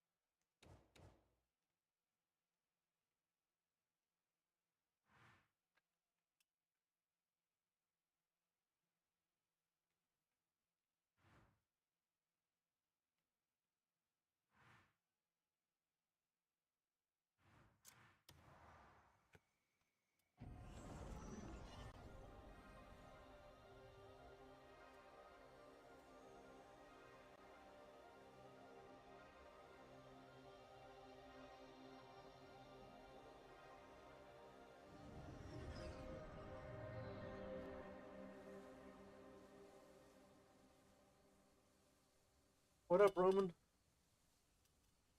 Sorry, I just noticed you said something, so hopefully you haven't been there too long waiting for me. Excuse me. Not doing too bad, I suppose. How about yourself? You ready for the weekend?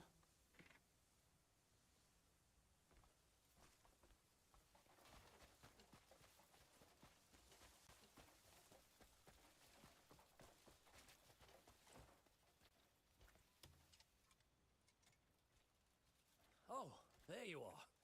I think you'll want to hear this. I am I've caught chilling, wind yes. of a group of Greymane survivors.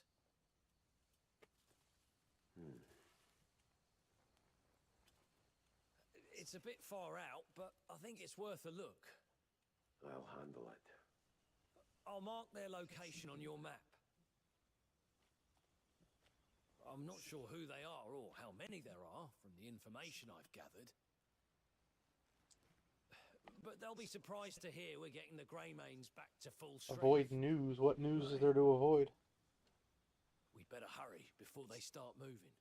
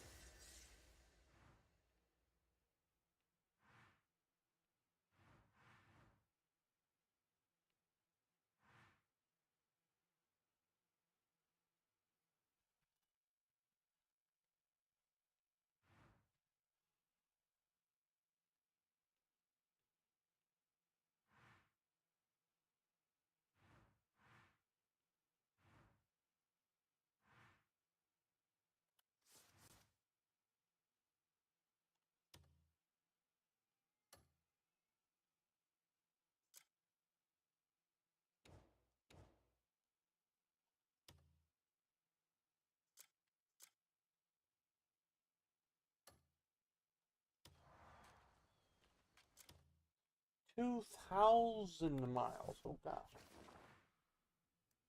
Oh yeah, I saw that. It's stupid. There's no reason to do that.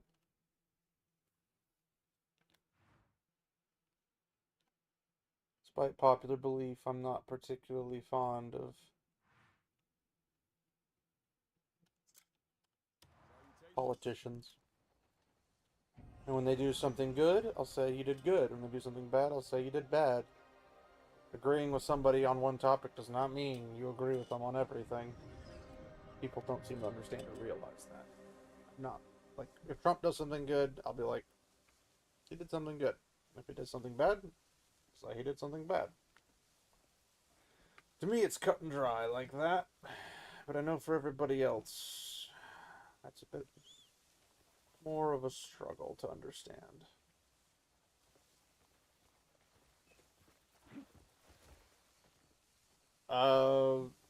Why?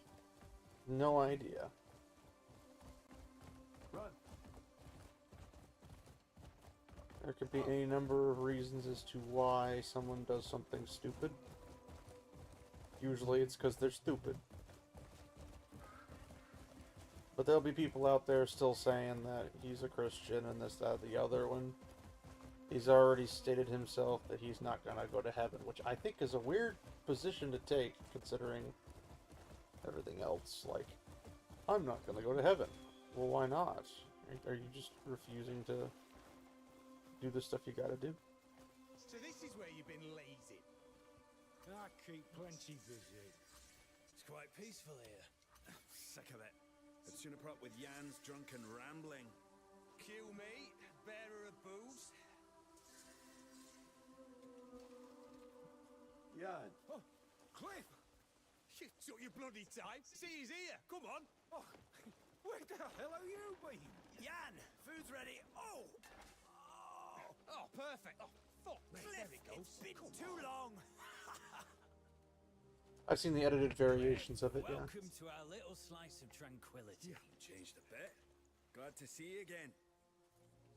Seems even tranquility can be taken to the extreme. Hold on, that's a bit unfair. Oh, what he means to say is, we all just needed a break. Hey, look, we get it. Life's a con. I mean, sometimes, eh? We just wanted an escape from the nightmares of that day. Is this truly the life you seek? Don't you miss your comrades? Well, of course we do. Well, come on. They're all waiting. Grab the ale. Let's go. Is this a reunion then? Yeah, looks like it. We're getting tired of working the field anyway. I've seen a couple of variations of the editing. Please tell me I don't have to walk the entire way.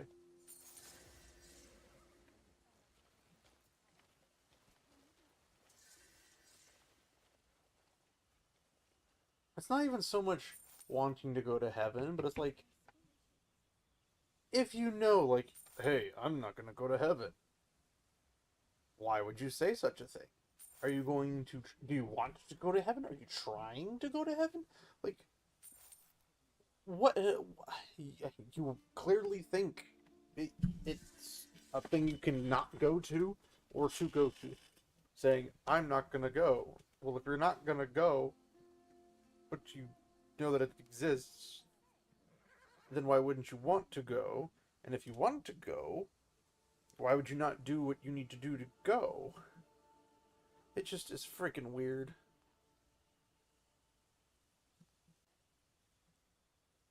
I don't know if he did something evil, I just think he's a narcissist. Narcissists don't think they can do wrong, they always think they're right. That kind of thing.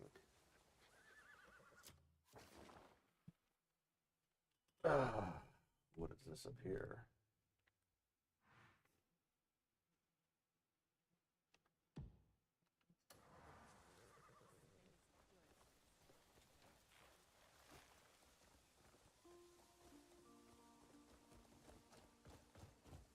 Go.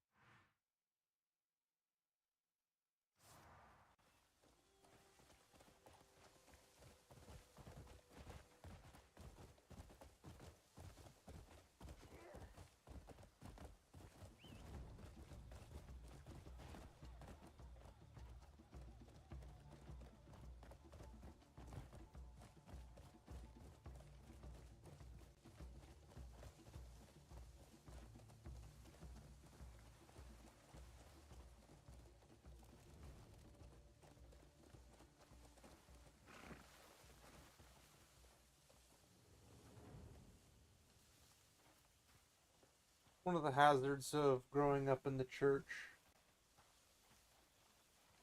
is that just because it's a thing and just because it's there doesn't mean you actually truly believe it.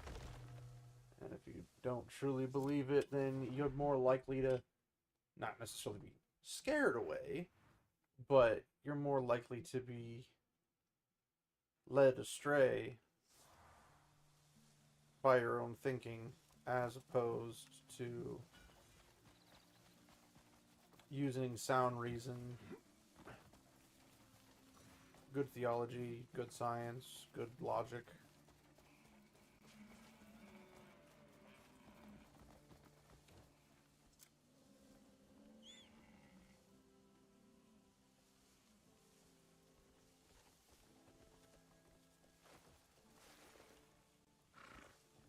The only unforgivable sin is the rejection of the Holy Spirit, which is the rejection of Jesus.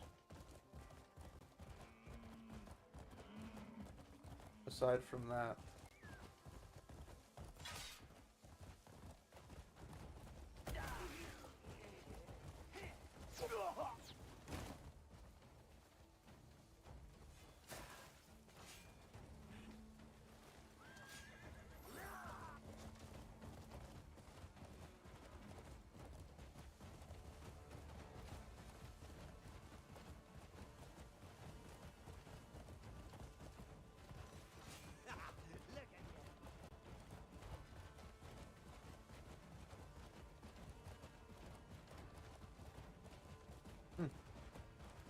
already healed, but yeah. Damage.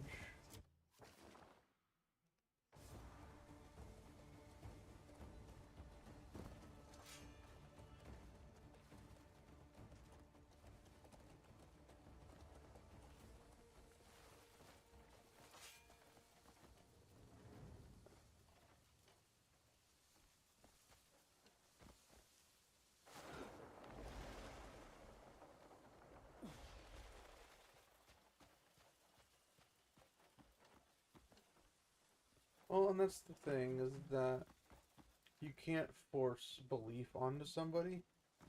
Kind of like when we have the stories of the Spanish conquistadors and stuff showing up at South America. And they basically forced a whole bunch of Indians. I don't remember which particular. It might have been Aztec. No, they weren't Aztecs. Aztecs got wiped out.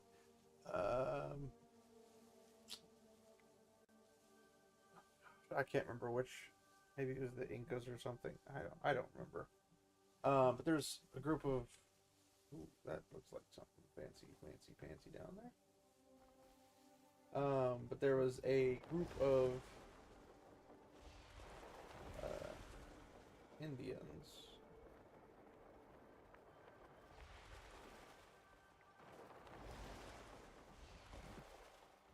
And the group of Indians were rounded up, taken to the main area, and were basically told, we're gonna, baptize you guys, we're gonna make you all, Christians, we're gonna save you, yada yada yada. And they gathered thousands of them, and they sprinkled them all in water, and it's like, the only thing that happened that day, bunch of Indians got wet. That's it. Because one of the problems is people think that you can force saving on somebody. Which obviously that's not the case, so.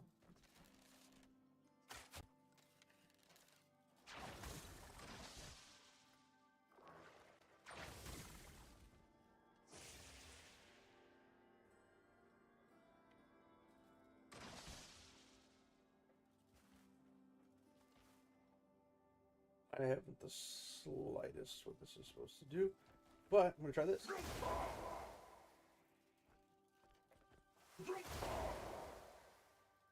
They can be moved.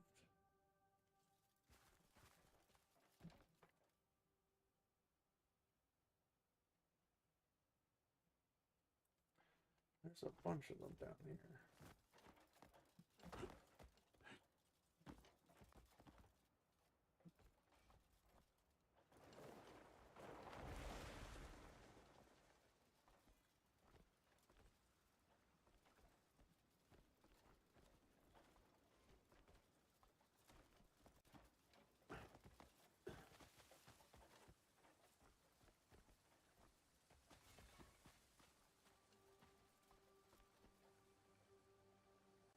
I don't think religion causes the issue as much as people utilizing religion for their own nefarious purposes causes issues for people.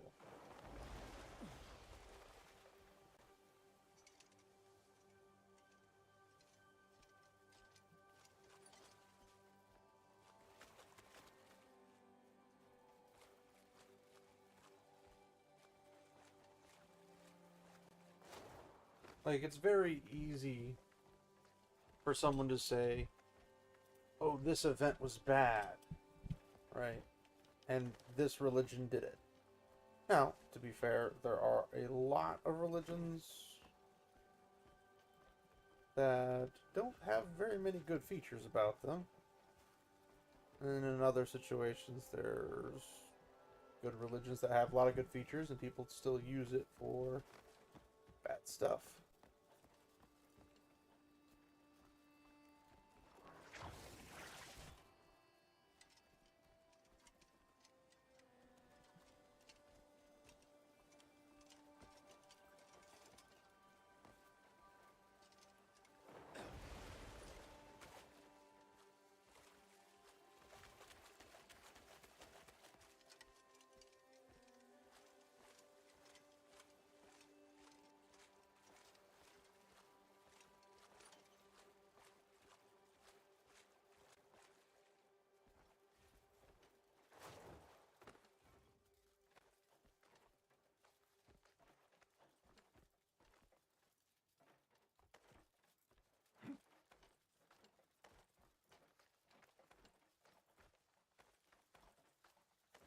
Well, yeah, but my thing is, it's more like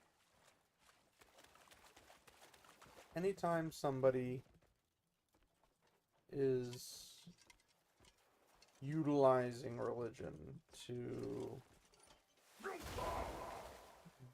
do whatever they want themselves,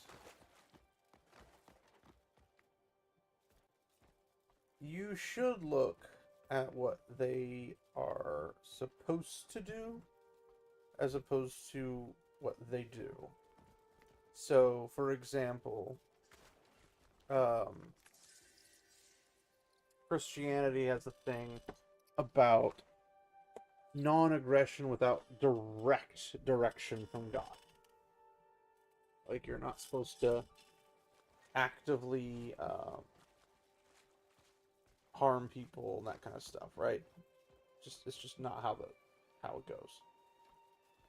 But some people will make up something about, oh, God told me to go do this. It's like, well, that's not something God would tell you to do because we know what God is like.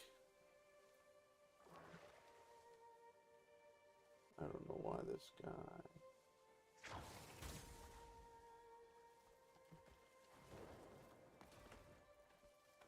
Oh, so that's how you do it.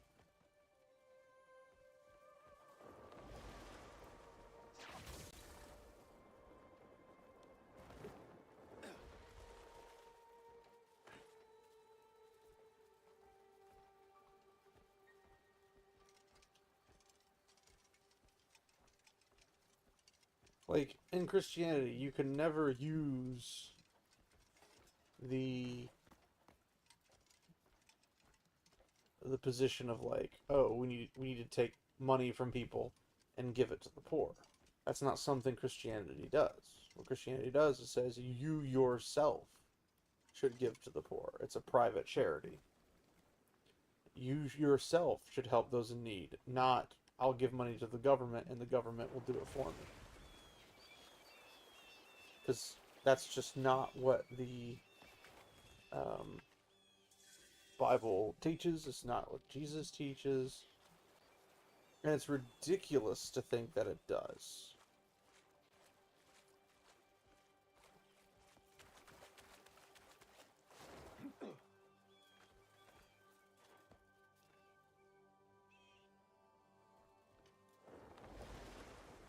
Man, I hate this place.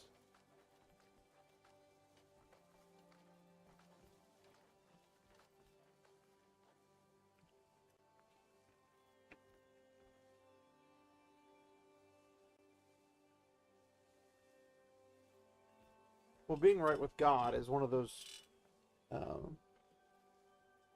things or whatever that you need to do in order to take communion. Because if you're taking communion and you're not right with God, you're better off not taking communion, kind of a thing. But you're supposed to get right with God as quickly as possible so you can participate in communion.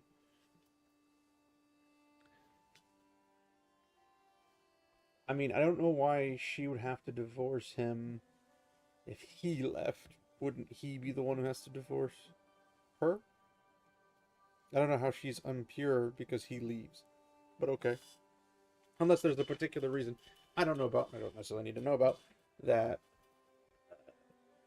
enters into the equation. Because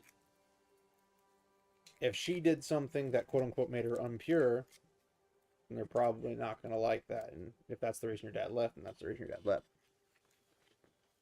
If your dad did something scummy and he left, or if he just decided to up and leave for no freaking reason, which is also kind of scummy, and that'd be a reason. I don't know how she'd be considered impure though by the church standards.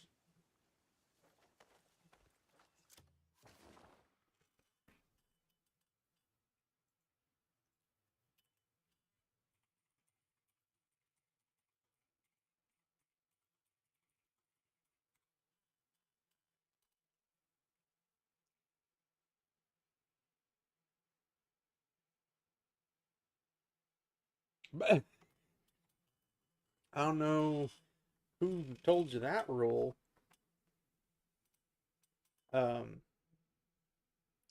Failing a marriage requires participants, and if she's doing her part and your dad's not doing his part, okay, yeah, your dad would be the impure one, not your mom. If you fail marriage, your mom didn't fail the marriage then, unless again she did something bad and that's why your dad left. But if your dad's just like, I'm gonna run off with another chick, then that's not your mom at fault, it's your dad. Ironically, usually in the church specifically, you're not allowed to divorce except under specific instances. Now, if your dad cheats on your mom and goes with another woman, she has righteous grounds to divorce him. I mean, she could try, getting him to go to counseling, and they could figure out this, that, and the other. And if everything goes swell, then zippity-doo-dah, zippity-day. But, I mean, if he's just like, nah, I'm done with you, and I'm going to go with this other chick, there's nothing your mom can do. She's done everything she can. And then she should go to, I guess in this case, her priest, or the elders of the church, or whatever. Say, hey, I did what I could. He just up and left. I don't know what I'm supposed to do now. And if they can't give her advice, then, well, freaking screw them. Like, they should be able to tell her what is necessary.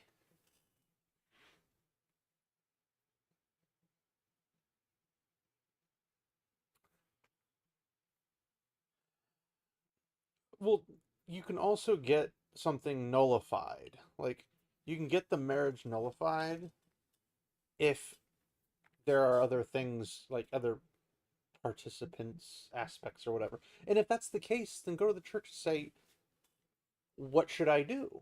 Because if the priests are really prickly about what you do or don't do, well, then they can at least tell you what you should do or what you ought to do. And maybe it's good advice, maybe it's not, I don't know.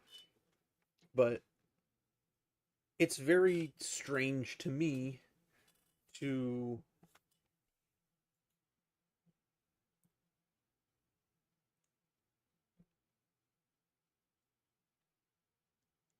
I don't know,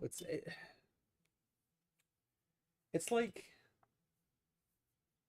I expect you to do something. Okay, so how do I do the thing? Well, I expect you to figure it out on your own. It's like, no. The whole, like, helping those in need type of thing would literally be applicable to your mom if that was the case.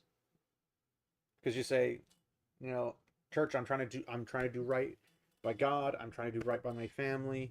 I'm trying to do right. I don't have the means to do right. Is there anything that can be done? And the church should have something that they could come up with.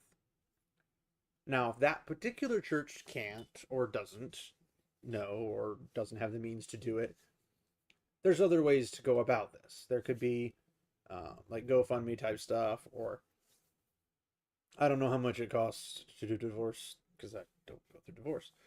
I don't know. It's just I'd hit all the main points and just like bing.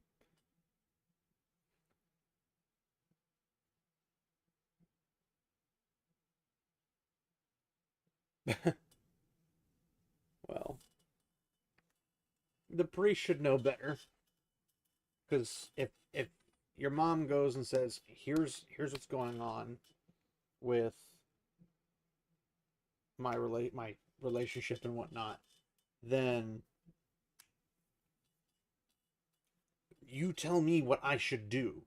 Don't just say you're impure and leave it at that. You need to tell me what I need to do. And if it's get divorced, I don't have the means to do that. Therefore, you need to help me find a way to get this fixed, because this is a problem. And this is why I think it's a bit silly to say that this is on her in any shape or form if your dad's the only left. And I'm assuming he's not divorced her. So, you know, a whole nother can of worms there.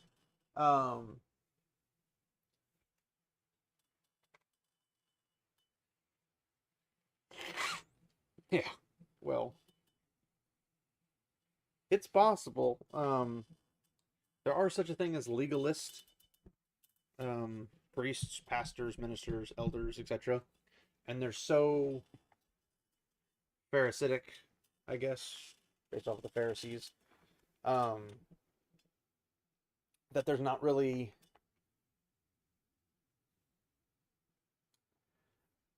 they're not there to care about you from their perspective. They're there to guide you. But when you come to them for guidance, they kind of throw you under the bus. If they say you have to climb a mountain that's 2,000 miles straight up, they expect you to climb that mountain, even if it's an absolutely ridiculous idea, and there's no actual purpose for it other than to show your piety or some nonsense. So, I don't know your particular priests. There's a lot of ministers and pastors and clerics and whatever you want to call them. They're all technically the same thing. A pastor / minister is the same thing as a priest or a cleric. But if that was the case, I'd probably just go to a different church that would help me figure out what I need. Or you'd go to your local bishop or whatever, whoever the bigwig is, and say, hey, listen, I have this situation. I am trying to get it figured out. Is there any direction you can help me out that I can solve this problem and or get the help I need? If I need financial help to do this, the Catholics have tons of money, so that shouldn't be a problem for them in that regard. But even if it was, I don't know.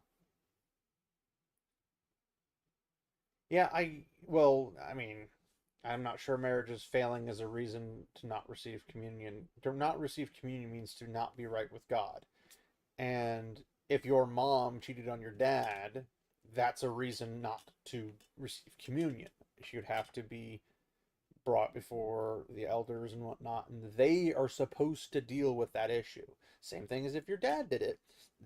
They're the ones who are, the elders of the church are supposed to be the ones to do it. And if they're like, oh, well, we're not paid enough for this, or like we're not high enough on the pay grade, then they should find the next person up the totem pole. Whether, like, whatever, deacons, elders, bishops, all that kind of stuff. Archbishop, even if you have to go that way. But you can't say, well, your marriage failed, as if there are people who always have control of that. There are tons of relationships that fail. It's not for lack of trying. It's just didn't work out. So if it didn't work out,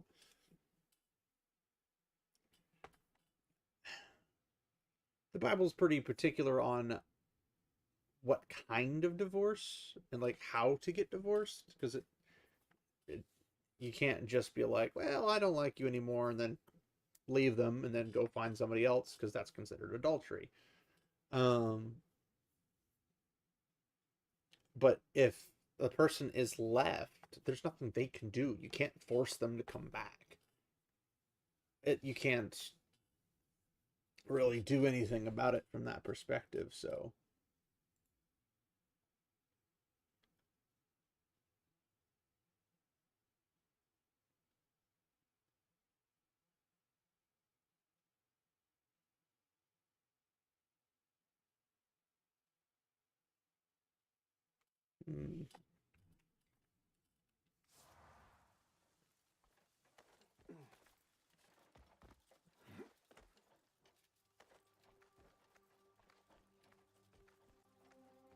Oh, I'm sure she's emotional, and I'm sure it's gonna be a sucky situation for a good long while. It's gonna basically require a lot of things to turn her direction, but ultimately speaking, it is the responsibility.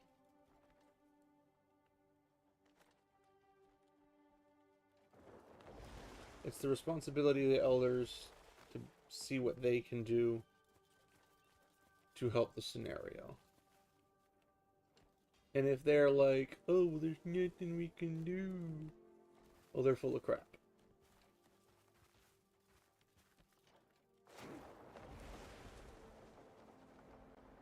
Oh, there you are.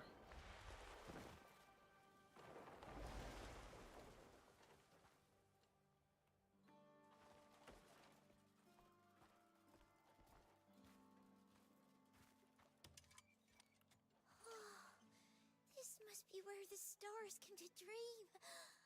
Oh, how they sparkle. Ah, it's quite the pretty sight. Oh, nice. Why the heck was your freaking insurance $500 a month? Here to see the stars too. The chief's worried about you. Oh? He's not mad, is he? I know. I'll take a flower back for him. And poof, you're gone.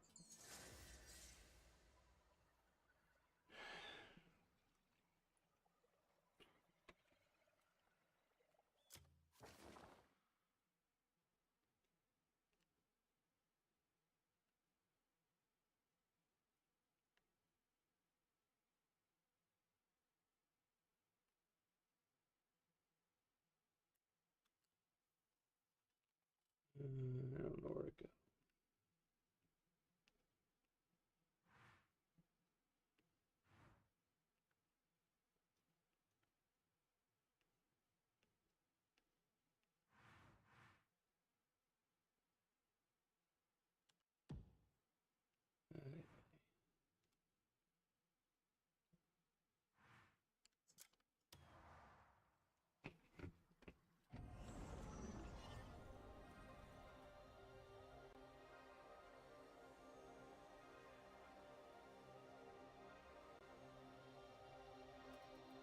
Oh, you're on a subsidy?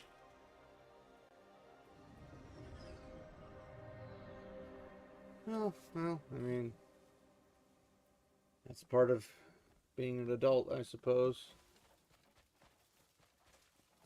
What are they arguing about now? I said I get it. Naira, this isn't the first time. You pull this every time and never follow through. Shut up, you nag. What? No, wait, that's not what I meant. Forget it. I'm done. You never listen anyway. What's going on? Oh, good. You talk to her. I've got nothing left to say. Don't be like that. Naira. He's overreacting. I saw a stray pup in town and thought I'd bring it back. Then he got all high and mighty saying I shouldn't take in a life I can't care for. What happened to the other one you brought back? It It's hardly my fault it decided to run off. Andrew might be happy turning a blind eye. It's on him if that poor thing ends up stoned or starved. Going somewhere? An errand for Carl. Andrew has a point. I know. I know. An hour, We never an stay in hour. one place. We risk dying every other week. I know I can't always look after them.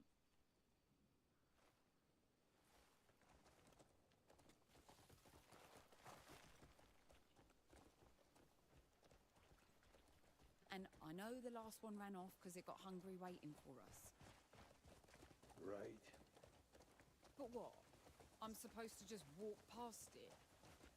It was soaked, shivering in the rain. Little shits were throwing rocks at it. Any decent soul would have stepped in to stop them. How can you ignore its desperate cries?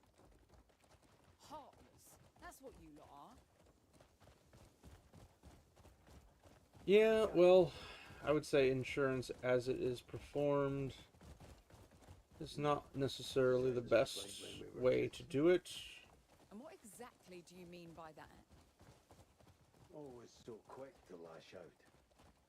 Anyone who tried to help got bit. Me? Because I've had insurance and still had to pay medical bills out the wazoo. You know I'm not great with strangers. You kicked over Andrew's meals, broke Marius's arm. You fought Jan every day. Jan deserved it. You only ever said things that pissed me off. Inca said it was nerve. Nerves? Me? Hiya! That's only natural to be on your guard in strange surroundings. It's survival instinct. So Unca thought I looked like some scared little pup. It makes you feel better. I pay a lot more than $500 in bills every month. Well, it feels like shit to be the abandoned cub. Right, we're here. Now, what was it Carl was after again? Ah, you go fetch some meat. I'll pick up the woolen hides. We'll meet back at the town gate.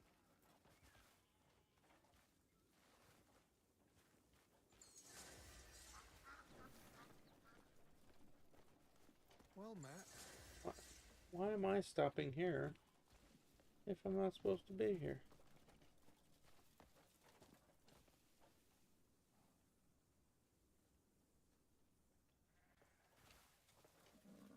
Well, then I would have given them the surgeon's notes. Oh, hiya! That's a fine beast you run. Oh, shove it, Noble. Just because you have a freaking nicer horse that's faster. Doesn't mean you gotta bloody rub it in your face.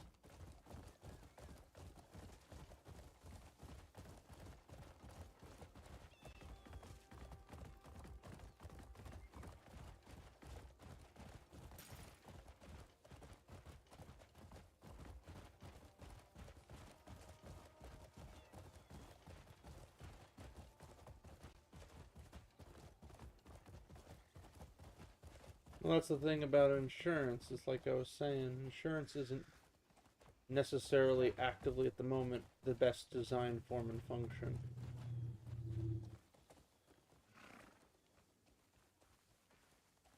There are much better ways to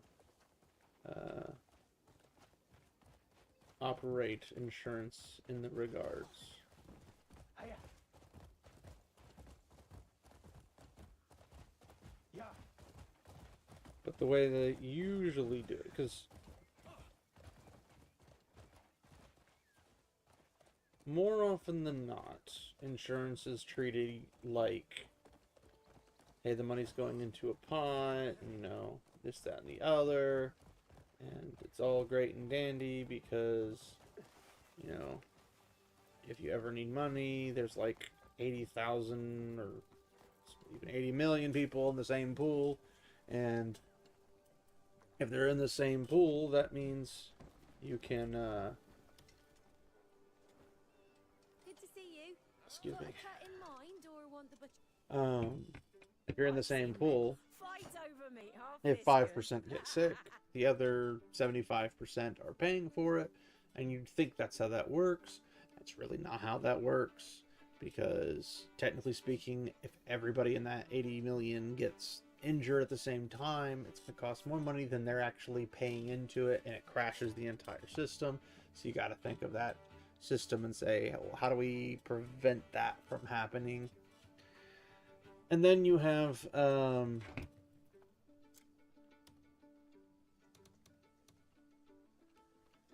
you cook up a full belly. Come back whenever you crave a proper chop. and then some, they don't buy, or they don't, what's the term? They don't pay out because they have to make profits. And I'm like, well, all insurance companies, if they're going to operate in the which they're actually benefiting the person using it, they would be non-profits. However, that's not how that works either. So I guess she found another freaking dog. Hiya, Doctor.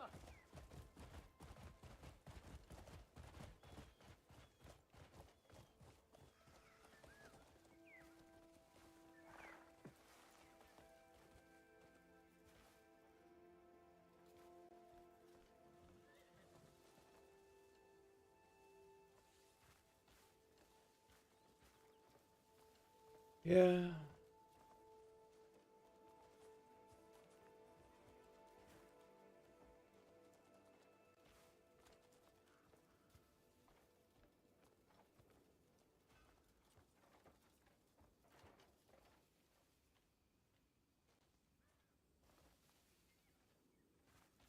Am I supposed to rejoin Naira? I'm literally standing on the spot we're supposed to meet.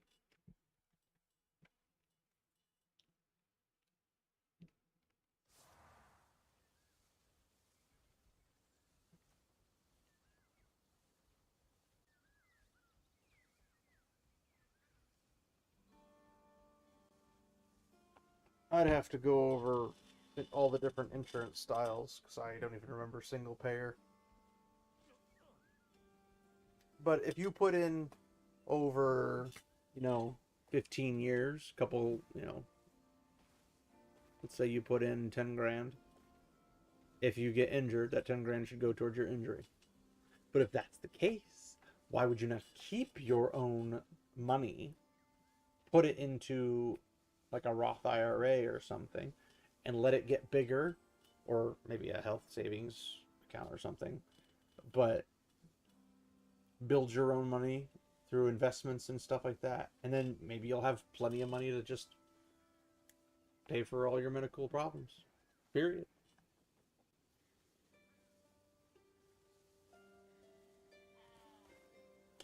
Yeah, the government should be paying zero because the government shouldn't have money to do that. They don't have money to do that. And if that's the case, then yes, that would save us $1.1 trillion. I'd agree that would be a better system, hypothetically. Just from the numbers aspect. The problem is, there's always a catch. There's always a caveat. There's always something else. But I don't remember off the top of my head. Single payer, I haven't had to dive into the insurance shenanigans for a long time.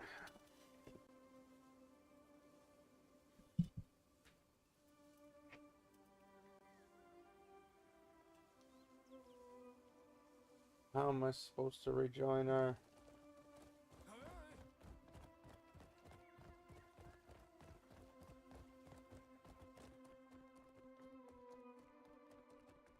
Maybe it's a glitch.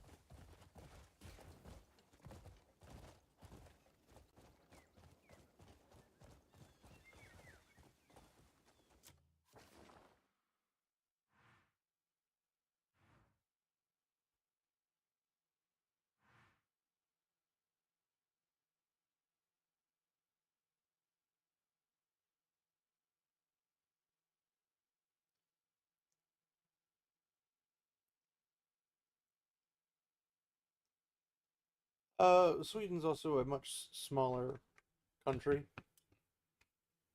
and their taxes are high.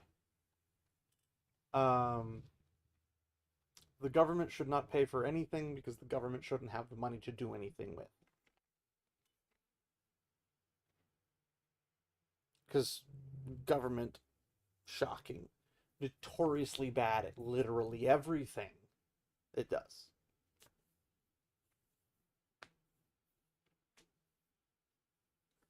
I mean, if insurance companies were non-profit, and so they basically maintain just their admin costs, and everything else from that perspective gets put to where it needs to be put,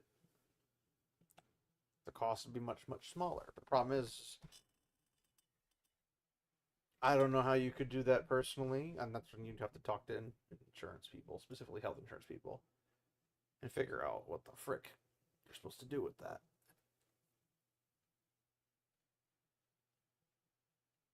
Oh, goodness.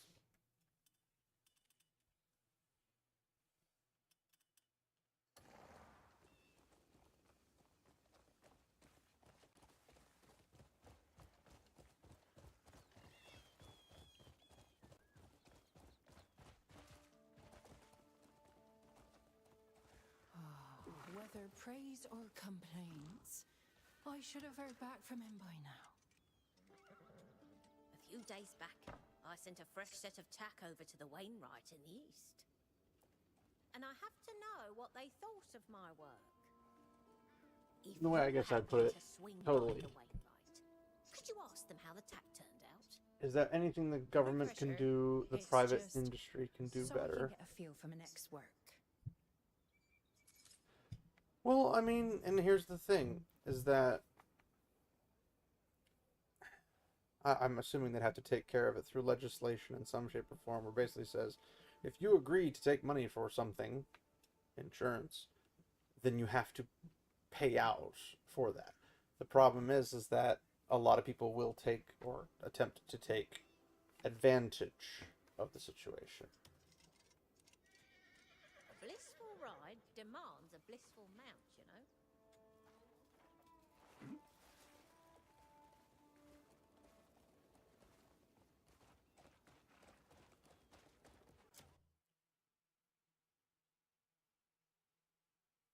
I mean, to be fair, and this is again going back to being a private business as opposed to a non-profit, a private business must look out for its own interests first and foremost.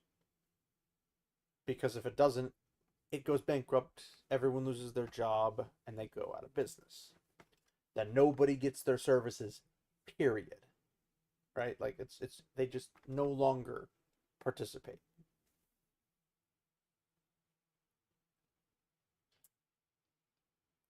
On the flip side, if it's a non-profit, they have to show reasonable, like, administrative costs.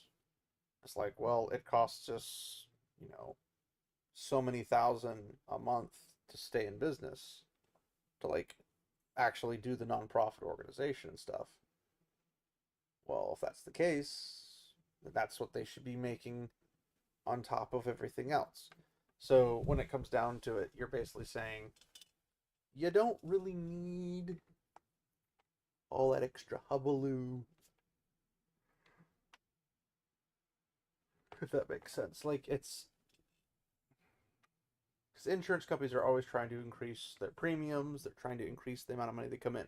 However, on the same side, the stuff they have to pay out for is also outrageously overcosted. Like doctors and nurses and stuff like that, they haven't the slightest clue what something costs. They just do the deed. They know, I need to give this person this thing. They need to stitch up this thing. I need to, you know, make sure this is prepared for people who are injured. That's what they know. Administrators at hospitals are what know. And I had a thing where I had 2 cysts in my back. And I had to get them taken out.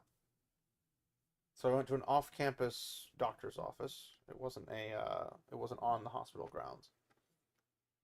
And they said, well, we can do this. We'll use lidocaine on you, and we'll just pop them out. I'm like, lidocaine doesn't work on me. I'm gonna feel everything. I said, okay, well, we'll move you to the hospital then, and we'll do it there. So they moved me to the hospital. I didn't ask to be moved to the hospital. They moved me to the hospital. And when they moved me to the hospital, my bill went from like $1,500 to $9,000. That wasn't fun.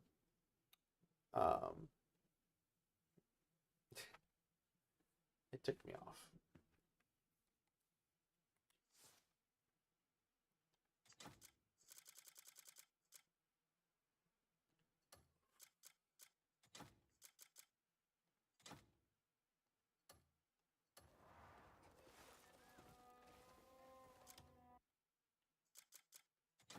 So when I say I get it, trust me, I get it.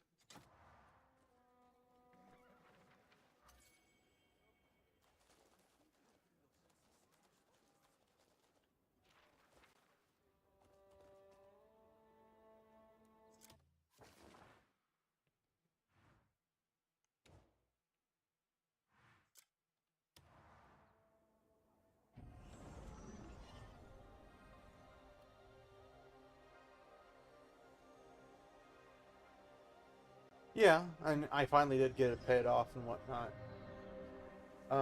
Insurance covered like $2,000 of it, because at the time that was my minimums.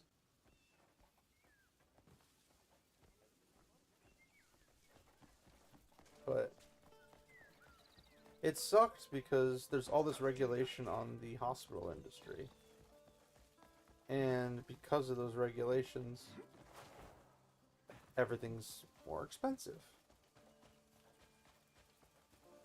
And yeah, you could make the argument, well, they need to have those regulations, otherwise people are just going to die. I'm like, well, people can die anyway. They'll die even if the regulations are in place.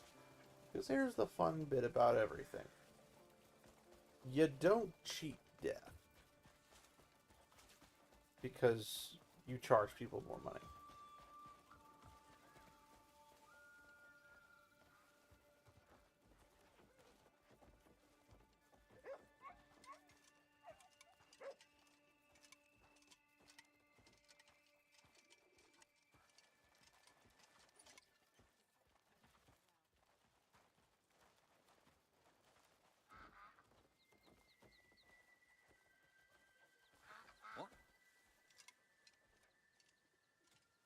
Peace doesn't just happen. Men bleed and die for it. A true soldier knows that, and takes up his blade all the same.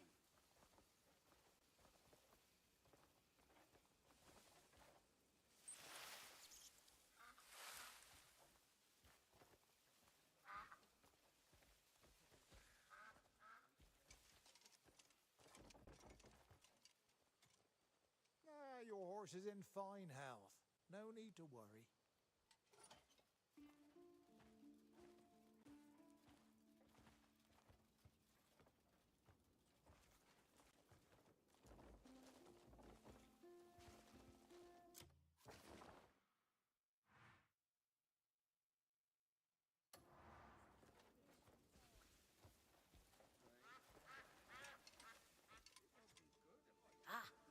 I see a true horse lover's eye.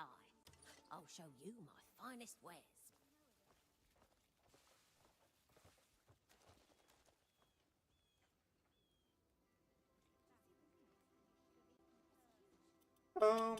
I don't think it would become completely unfettered.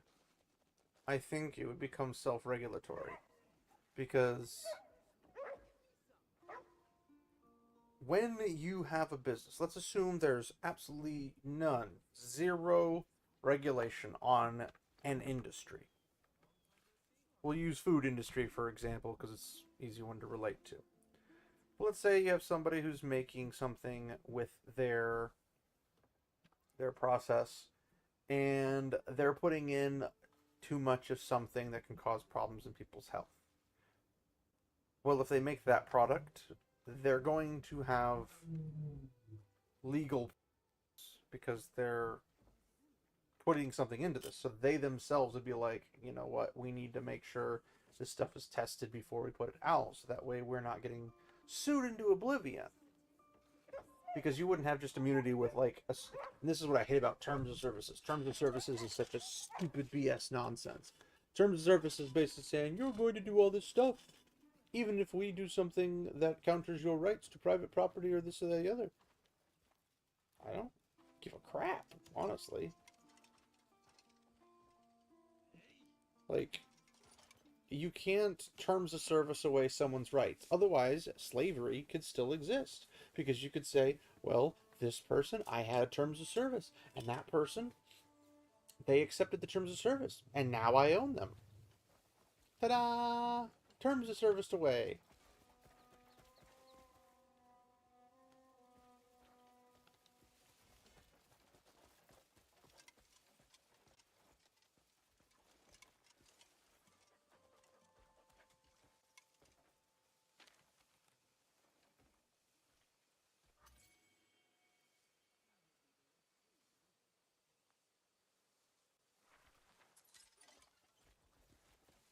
Where's the place to put that? But let's say,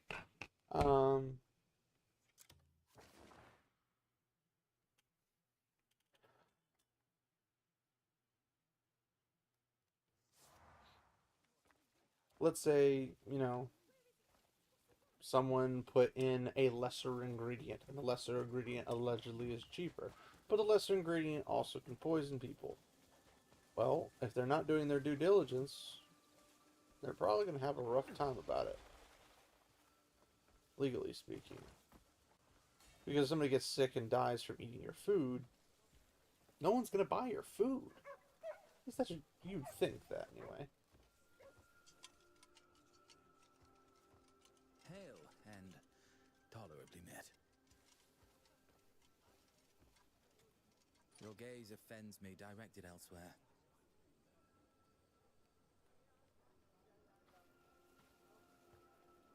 Salutations.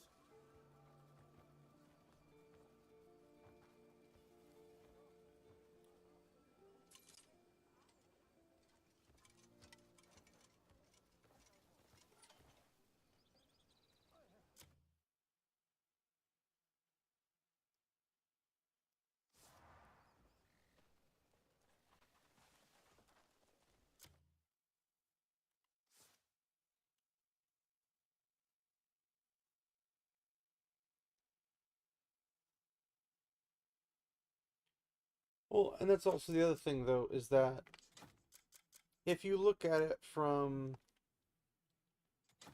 the perspective of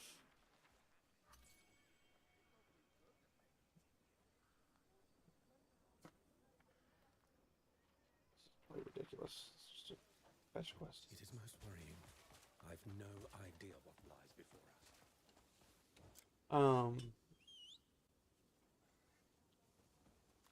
If you unregulate things and then on top of it put in bad policies, well, of course, everything's going to go to crap. But here's the thing, is that if you're like, hey, I'm going to let this economy regulate itself, because here's the thing about the economy, is when the economy is good, everyone's in good shape. When the economy is bad, not so much.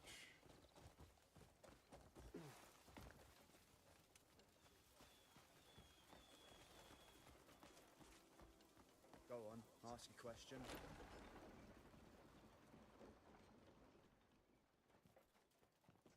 A good tack makes things easier. You mean the tack Bruna made? It's tough, yet flexible. Held up well even when the horse was rearing. A fine piece of craftsmanship.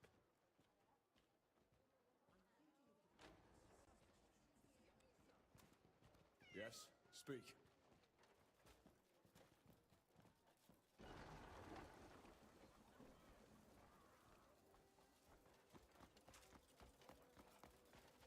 Looking for someone?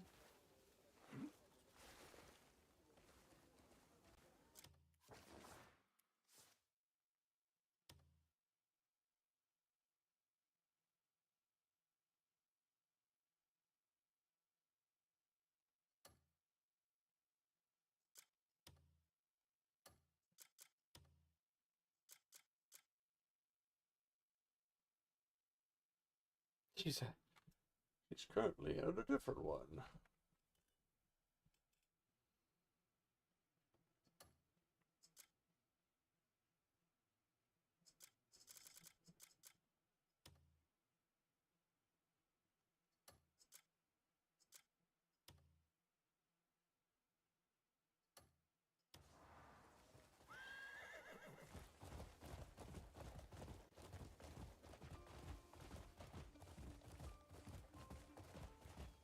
Well, economy can mean multiple things. You can have the economy of one industry doing really well and an economy on the other side doing absolutely horrendous. The problem is that people will conflate both of them at the same time, which ultimately does nobody any favors because that's not how that works in reality.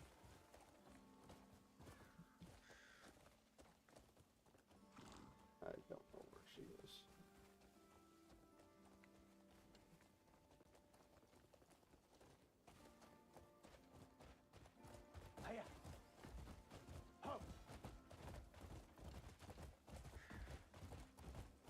I mean, people still think that the president has any actual control over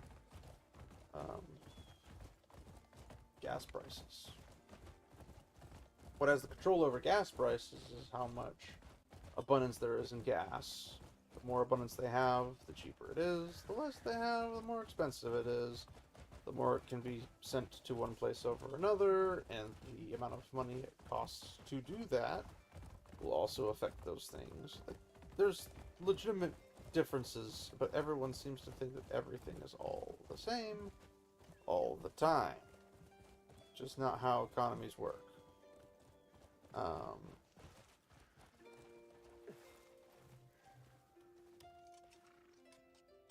blissful ride demands a blissful mount, you know?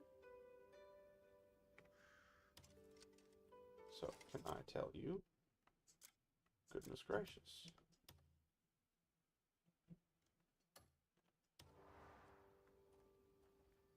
I forgot they put people in multiple areas for some unknown, godforsaken reason.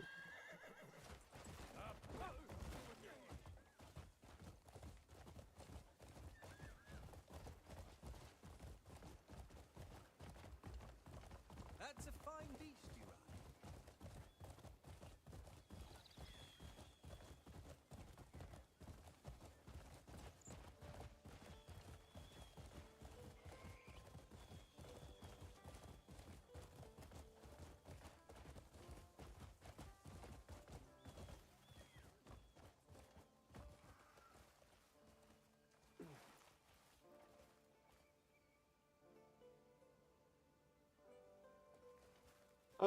I could probably agree with that. Sure, my tack.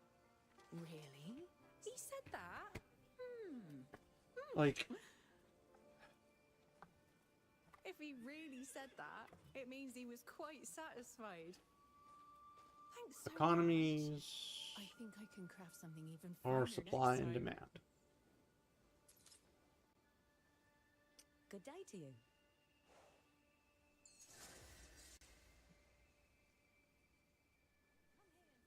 It's not even big oil. Like, big oil wants to make money, but if there's no demand, I feel your eyes. then they're going to have a bunch of oil they're not making money off of. So they can't really raise the prices, because the prices won't get them enough.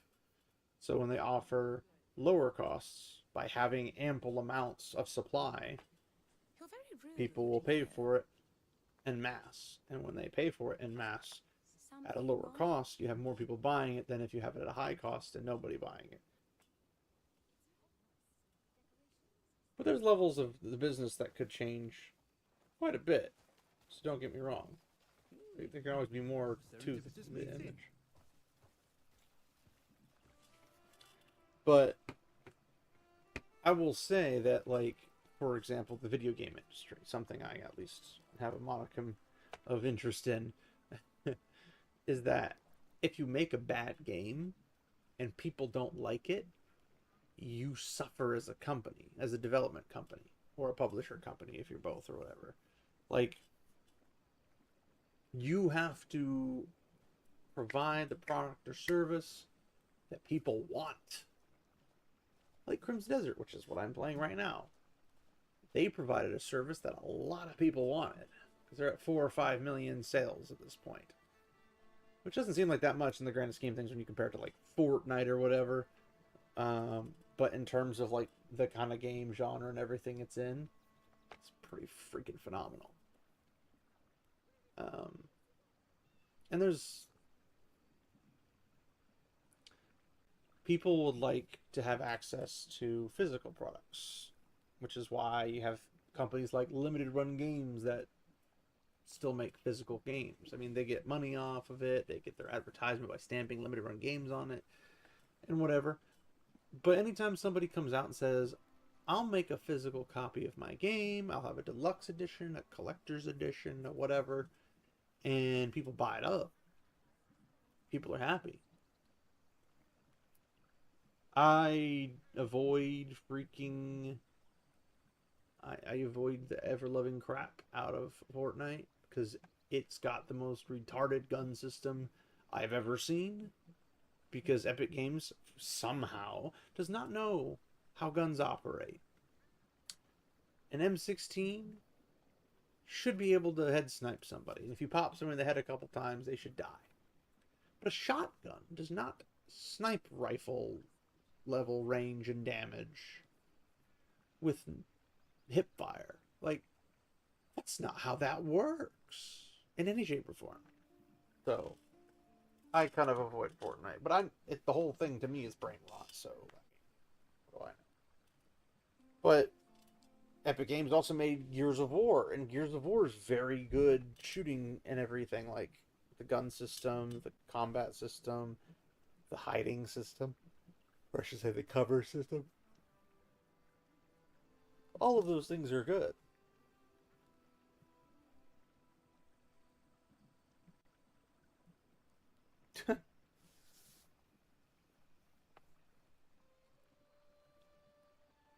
Please don't get me started on Batman. I go off on that every time somebody brings it up. Freaking Batman. But in the game industry, and this is something that I desire to do if I can ever manage to get a development company together. I'd like to make games and have physical editions of them. I can have digital editions of them as well if that's what people really want, because that's how supply and demand works. There's always going to be a demand for digital-only stuff because somebody out there wants a digital variation of it, whether it be on Steam, GOG, or whatever. But look at things like Baldur's Gate. Baldur's Gate 3, when it came out, it was digital basically, or you get it on PS5 or on Xbox or whatever. But they also said, we have a physical edition you can get from our shop, and you can always get it from our shop. I don't know how long that always will end. Like, maybe it'll end in 10 years or something. But basically, there was no point buying it from a scalper because you could get it for cheaper straight from them. I mean, it's $20 shipping and handling, but by having it, it comes with the Steam code and the discs. At least I got it for a PC variation. So the discs have their own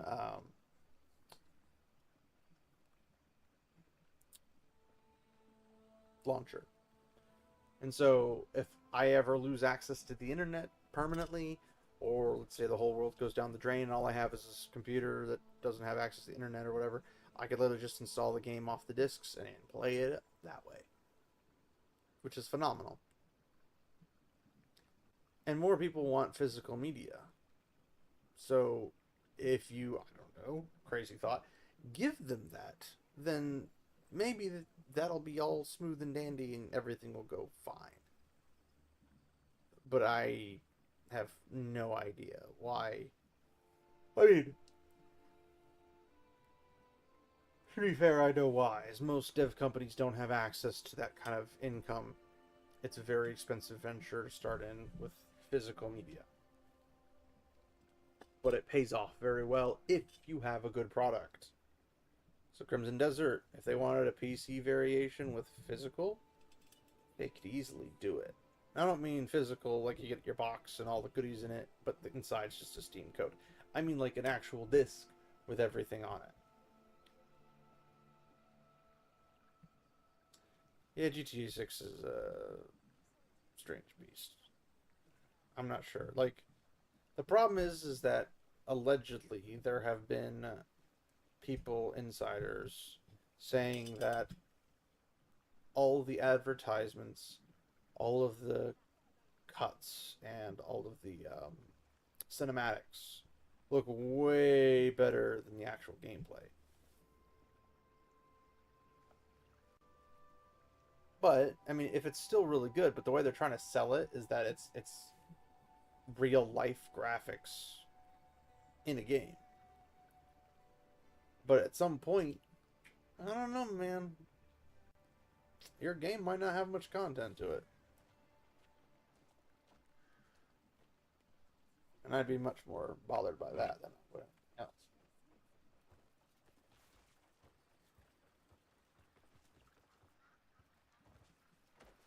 You interested in reeling in the You learn much about life through fishing.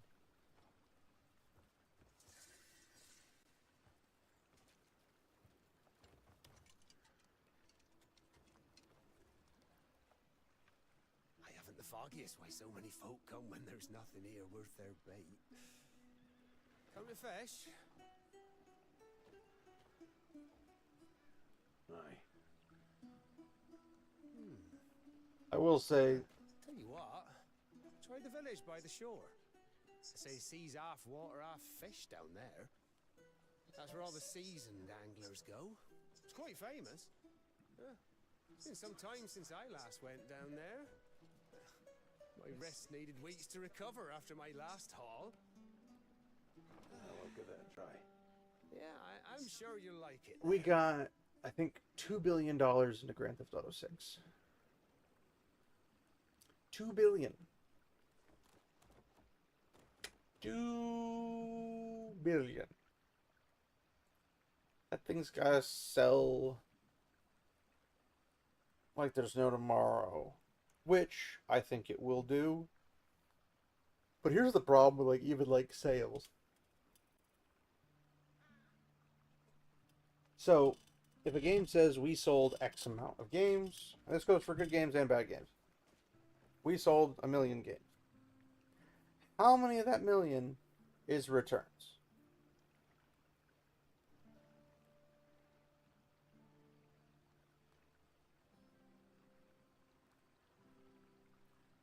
Yeah, see, Spider-Man, I have fun with it. There's just a whole lot of nothing to do in that game. Oh, you swing here, you swing there, you go save somebody from a carjacking, you pull somebody out of a trunk, you beat up some bad guys. Oh boy! I spend more time collecting items than I do anything else because Spider-Man just doesn't have much else to do. It doesn't have the villain arcs that I wish it had, but also, to be fair, Spider-Man does a lot of monotonous stuff in his everyday life. I mean, he's supposed to be, you know, going to school or working his job or dating a girl, inventing new science stuff. Like, he has a filled thing, but that's boring stuff to, like, put in a video game.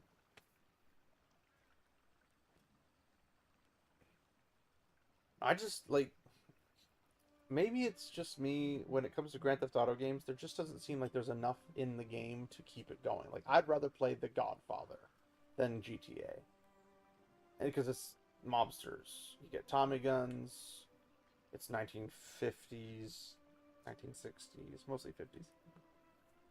And you just fight off other families, expand your operations, take over territories. There's an actual Phil City and everything.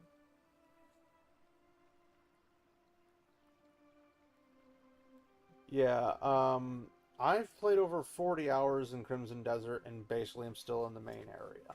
Or the tutorial area. Because, essentially, Crimson Desert, its campaign, is the tutorial for the rest of the game. So, yeah. Yeah. There's a cat I want to see if I can grab.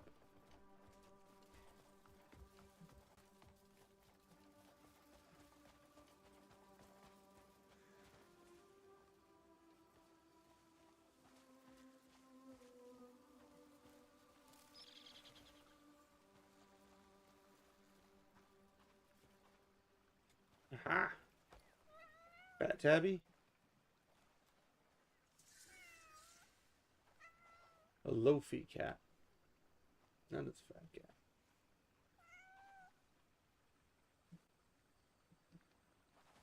Because you could say, man, the content for freaking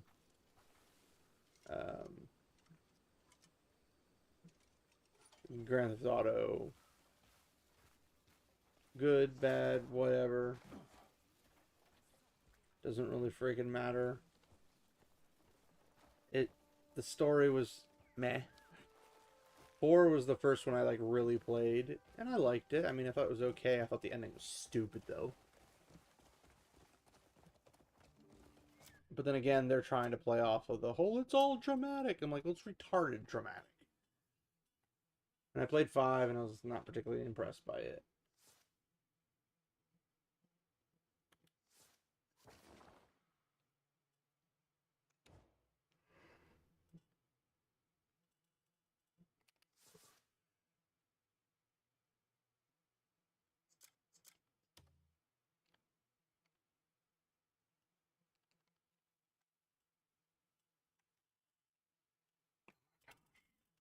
Currently on another mission. Why are you on another mission?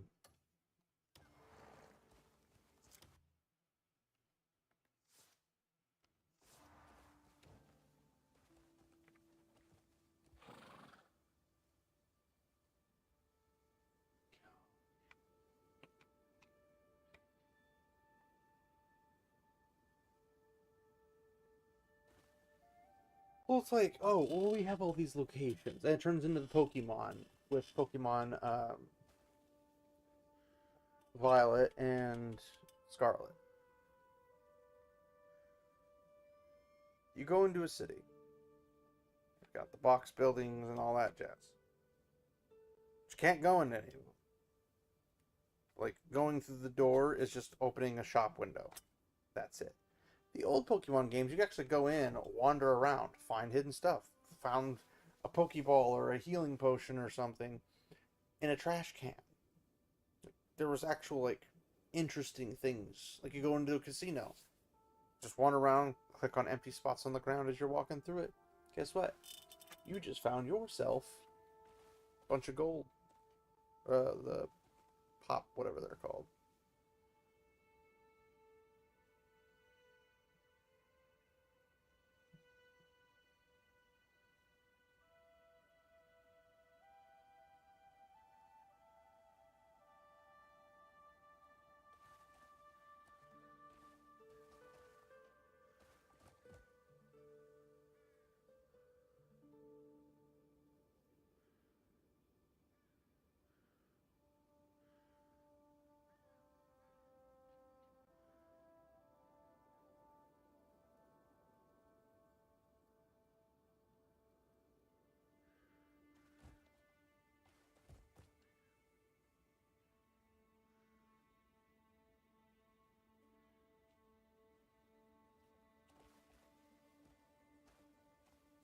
But if you have 800 places that are accessible, but there's nothing you could do, like, can I buy the business?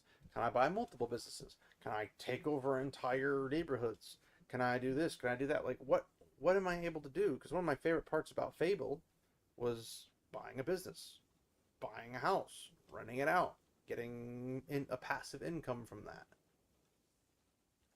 Can I use dirty money, launder it through a business?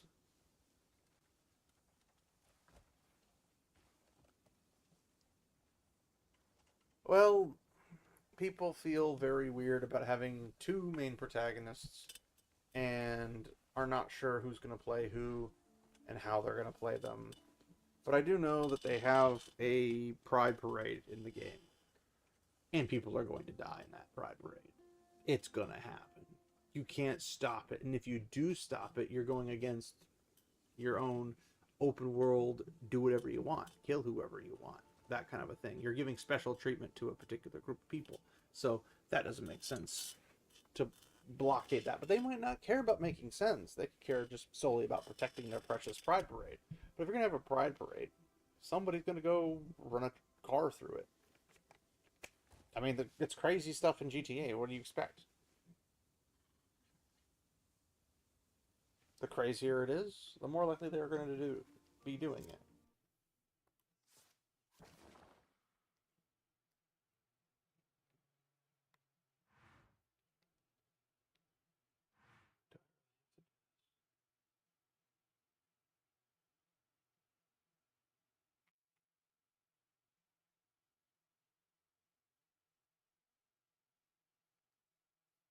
Yeah, well,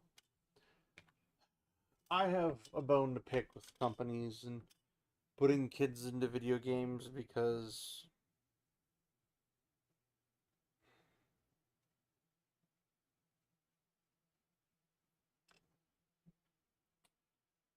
I get irritated very easily. Um,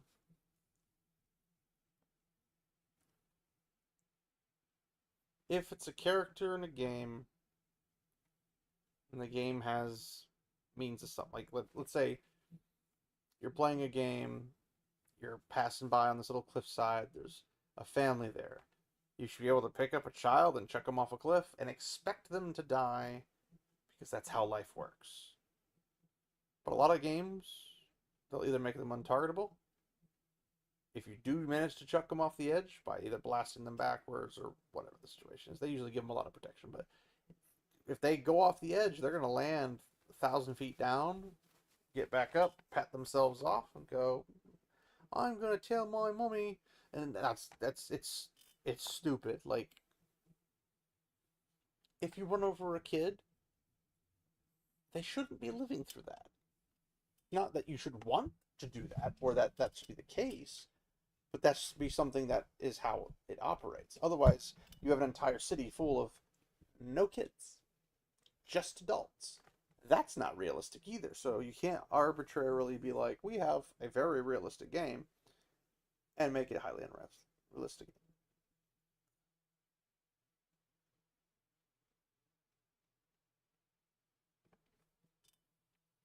Well, if you're gonna go grow weeds, then go play what is it called? Schedule 1, or whatever it's called. That's gonna be the game for you in that regard.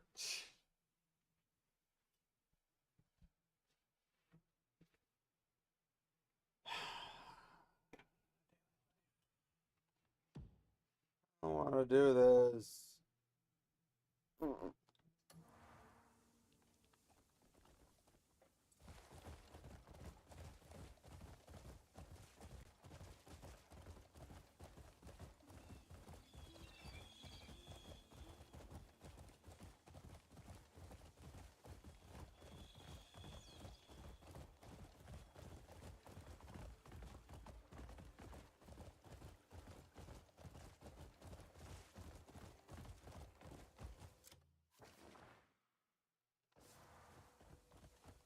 Hey,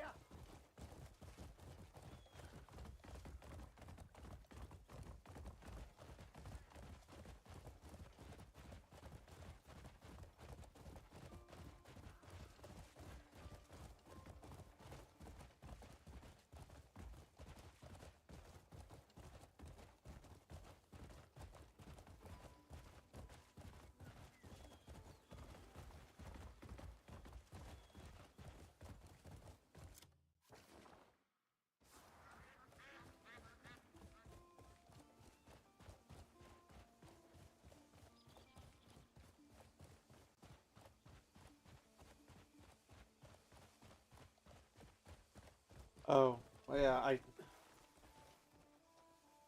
I didn't pay attention to that type of stuff.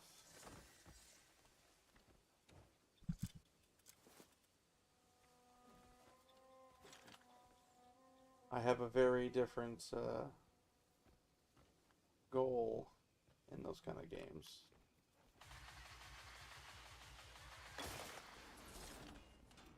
But we're also wondering, are you going to be able to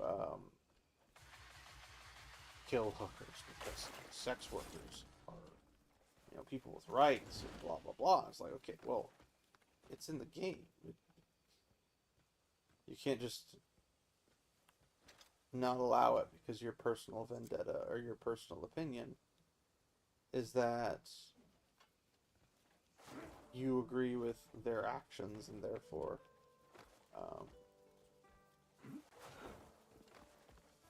this shouldn't be this way. Like that's just nonsense.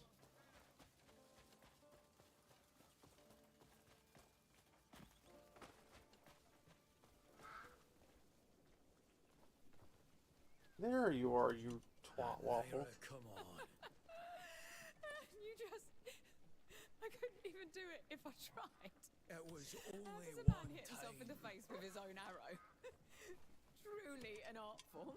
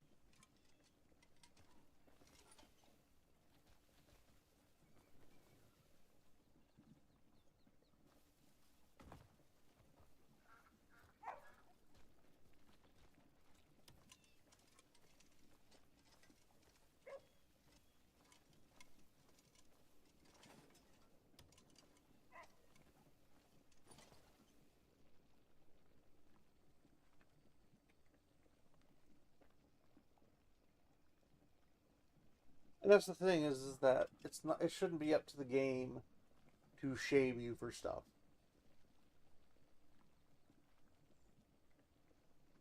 Should there be consequences? Absolutely. Should the crime require a particular punishment? Absolutely.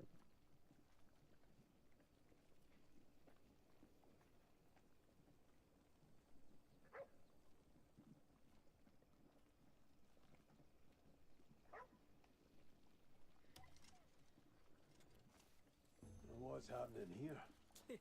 Help me out here, Cliff. Hey, get a load of this. There was an archery contest at Lioncrest Manor yesterday. And Dwayne gave everyone a proper show. He smacked himself with his own arrow. How is that even possible? That's enough, Naira. And you botched our last hunt too? She's been at this all day. It was a blustery day, though, right? Huh? Yeah, it might have been. Truly miraculous. Everyone looses the same arrows. Yet only your shots sail off like leaves in a gale. One might think you're bound to win to your bowstring. That's enough. I'll win next time, you'll see. Aye, leave it be. Bold words. Sure you can back 'em? Of course. Cliff, you're coming too. Oh, Mama. Aye, that's my witness. I'll put an end to that tongue wagging. Just don't let them see you crying when you lose.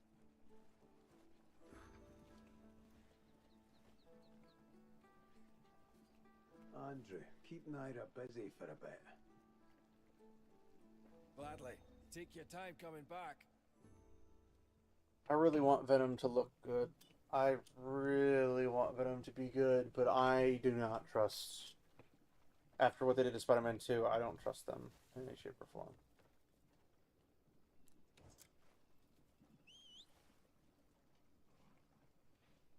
And I'm also worried it's just going to have a whole lot of nothing to do. It's like Spider-Man 1. She'll milk one mistake for a lifetime, I swear. Sure, I may have made us lose that deer we'd been stalking for days.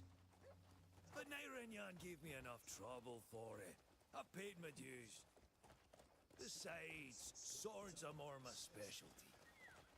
I know if I can get a win, she'll shut her mouth for good. Well, a proper duel wouldn't be the worst. I heard the Lego Batman game looks pretty good. I haven't played any of the other ones. That's not bad. My kid and I recently picked up Minecraft. That I'm the better More warrior. like I play it and he watches, but he loves watching it. And he's got some Minecraft Legos he goes on and on about. He's also been big into Valheim, so like all the survival crafter games. But she's always been like this. She's just like Jan. Who else would put up with her boss? But first, I need to nip this in the bud. This is where you come in, Cliff. You've got to win this for me. Just this once, eh? You're the best archer of any of us.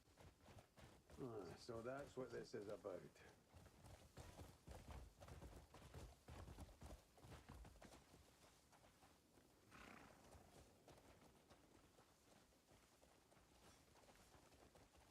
We'll speak with that servant. Enjoy the contest. Make sure you win and put Naira in it, please. Thanks. I'll buy you around for the trouble. Holding all sharpshooters. Step right up.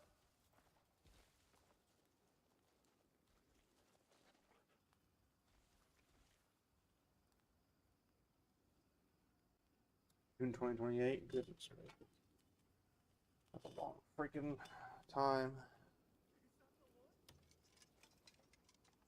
When you're ready, we'll begin.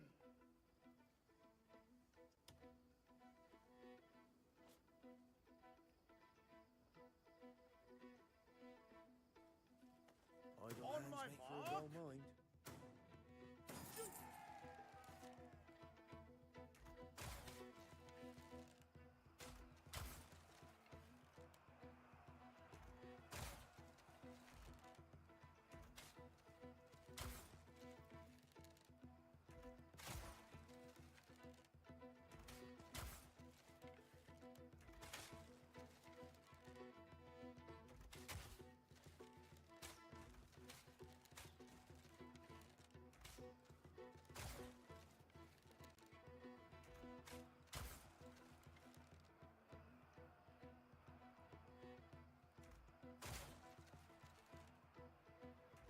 I won.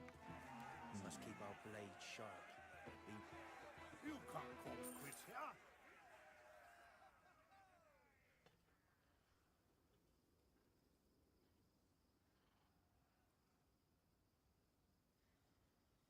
Yeah, the rainbow suit, they really reached into the dredges of Batman history to find that suit. The colors are off, but whatever. On my mark.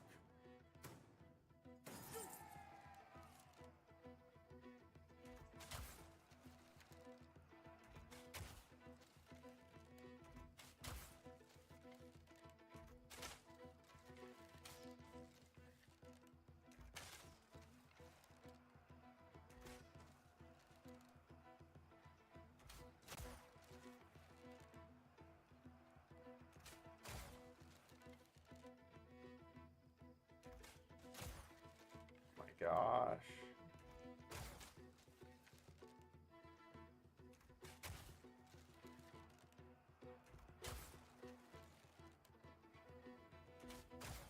You shoot before the thing's even up.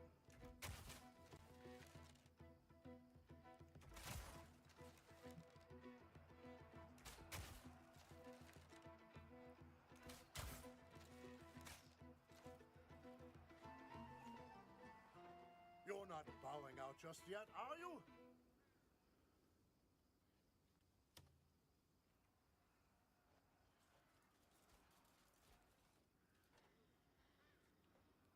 Are your eyes as sharp as a hook?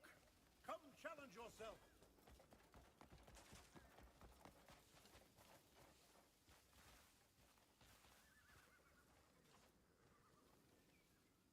Yeah, I don't think those are particularly canon and whatnot. I knew you could do it. Right then, let's go and gloat in Naira's smug little face. Hold on. Carl did say we were running low on coin. while we're here, why don't you head into town, see if there's any odd jobs for us, eh?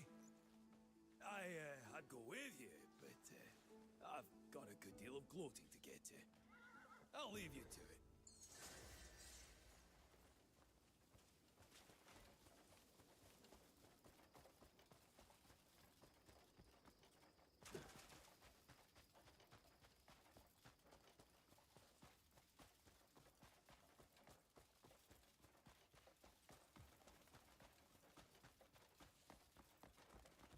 You gonna help me out or not?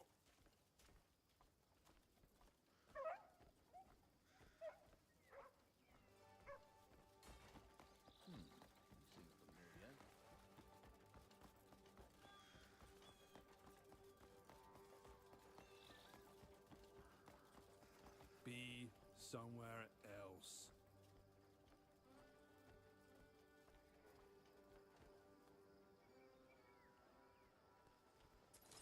Watch out, mate.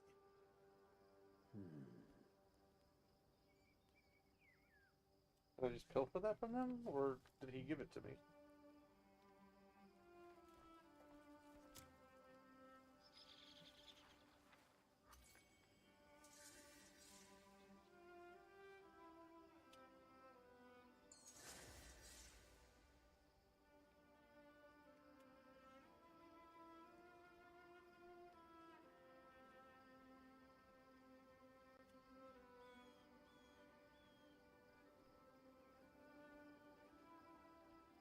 Really?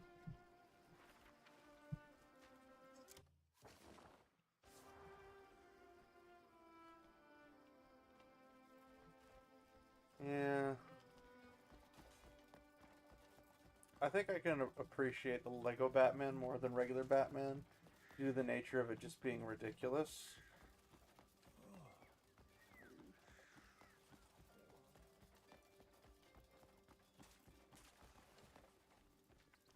Hey, I see you. Don't be stingy.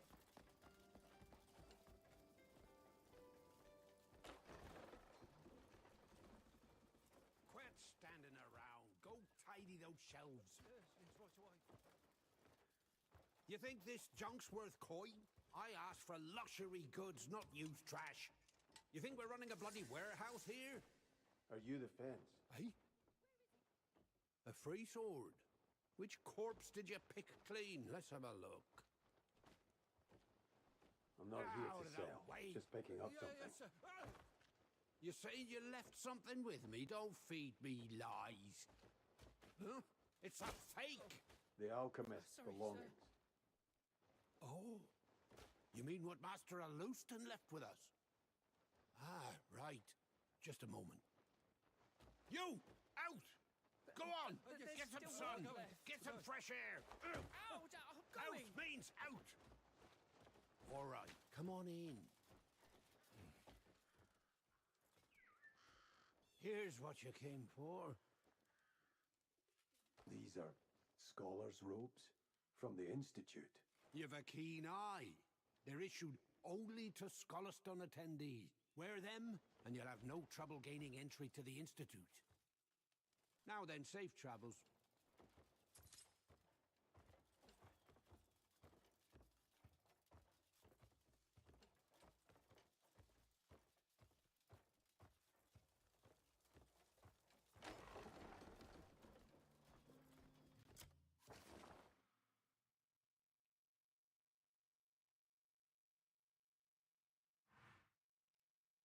Character. Oh, bollocks. Maybe she's actually there now.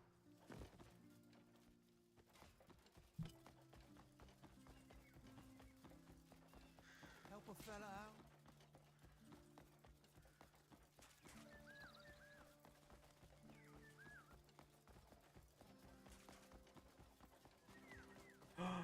Whole thing's gonna start. He's there.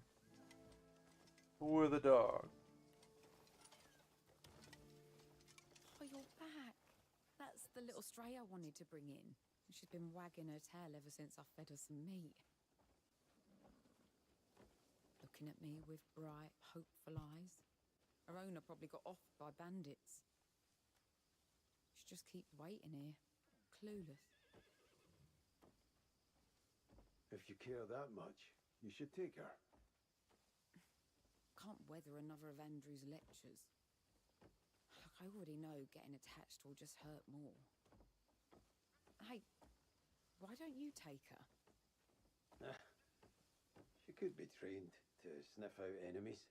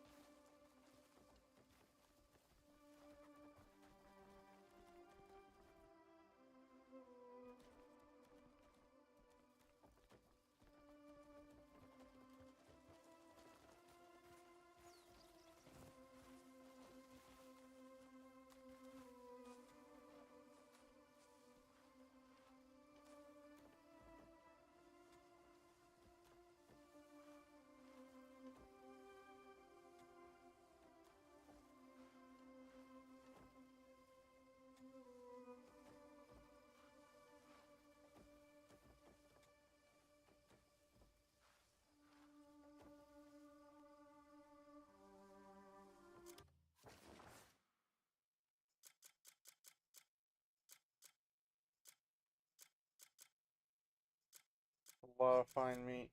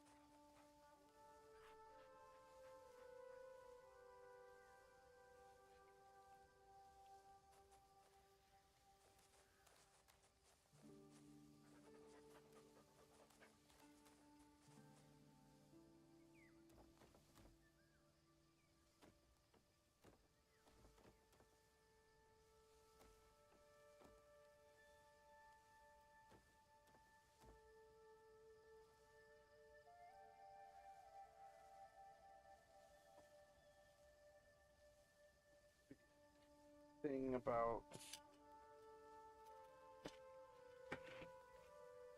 passing time, but I forget what it is.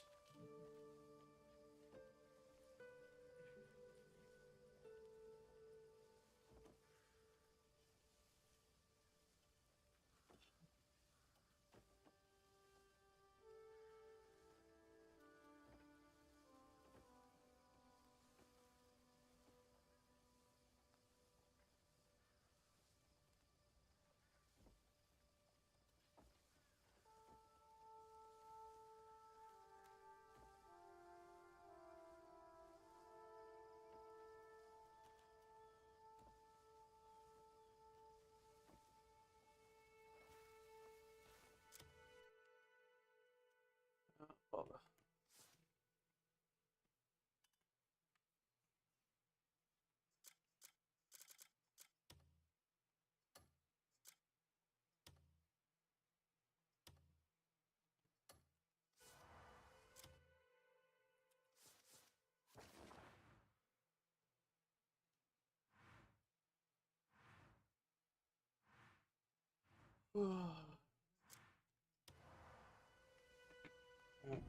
I'm thinking of calling it guys, because I'm tired. Holy frick, I'm tired. I need some good sleep.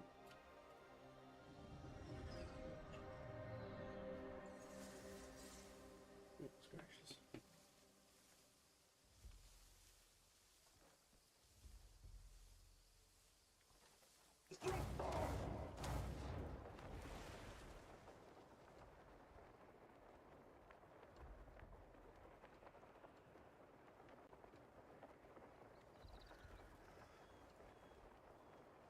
Bad luck. You're up.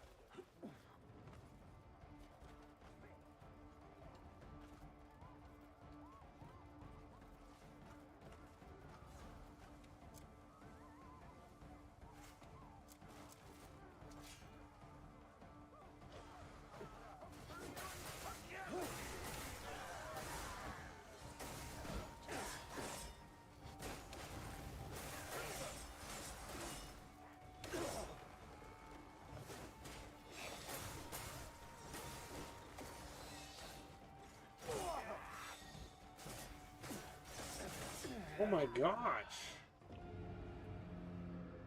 They're freaking like demons. What the fudge?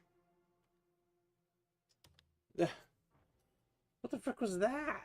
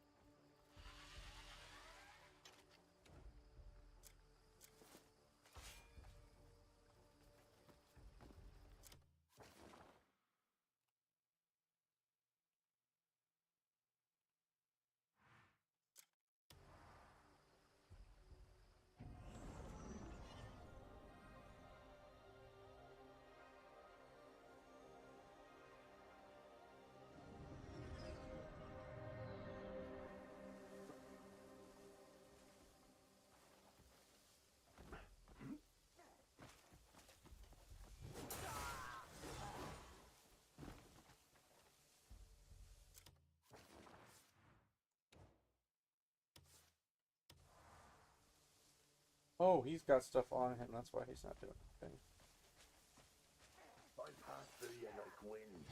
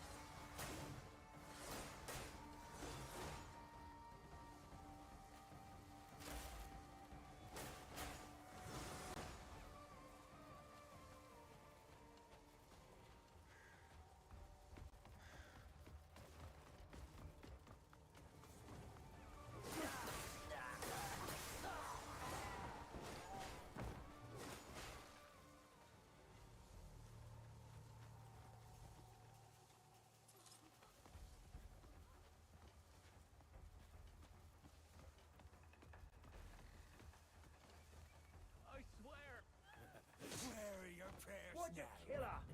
I wanted to throw her off the... Oof. Oh. Quick, get him!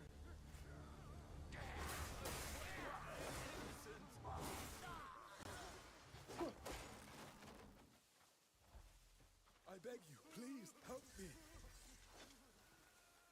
I beg you, please help me. Diplomacy! Go fuck off!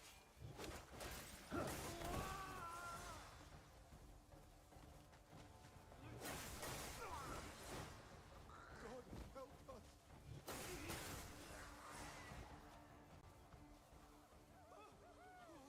I can offer only earthly thanks.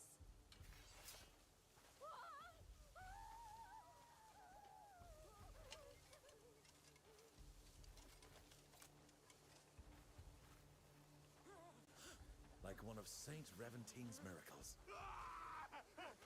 Calm down, bring me his head.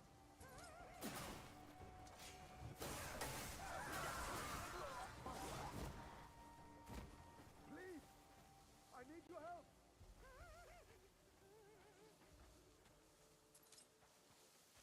Loosen these bonds, I pray you.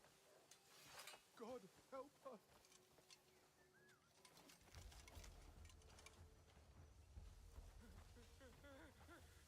You're like a saint returned to life.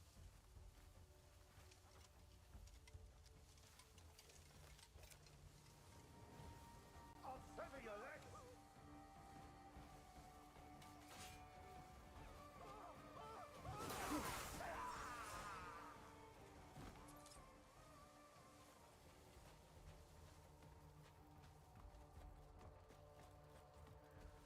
Ready to be butchered?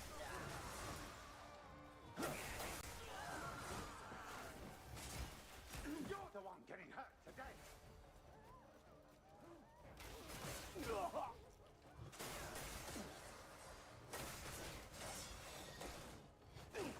one getting hurt today! I'll cut you down to half.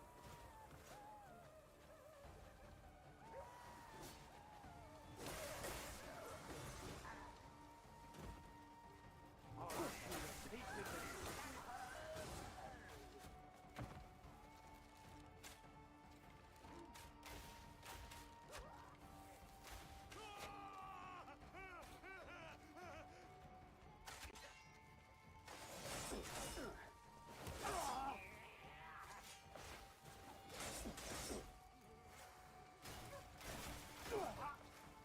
Can I attack him? Oh my gosh! Stop going the wrong direction!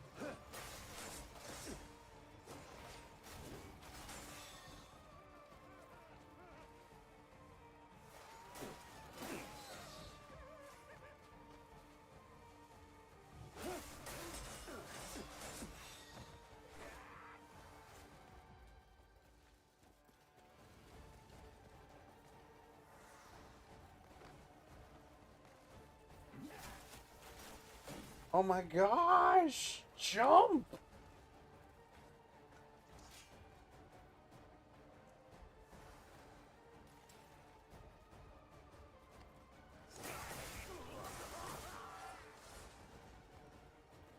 Freaking captain. I want his goods. What's the problem?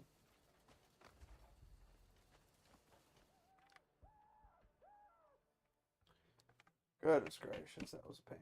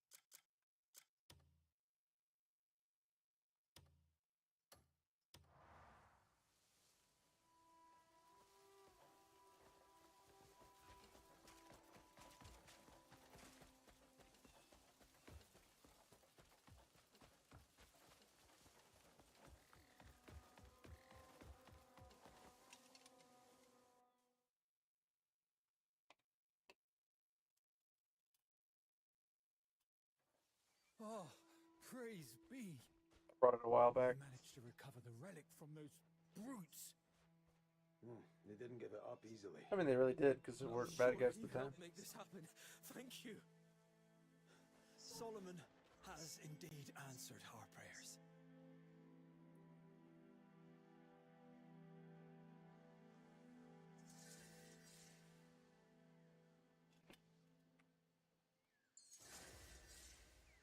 Easiest quest completion ever.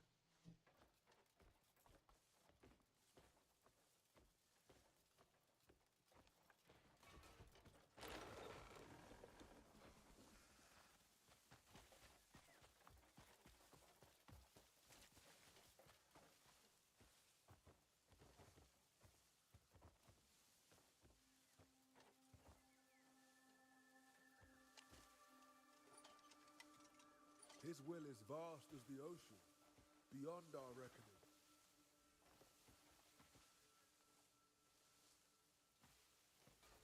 Oh, let's say it's downstairs.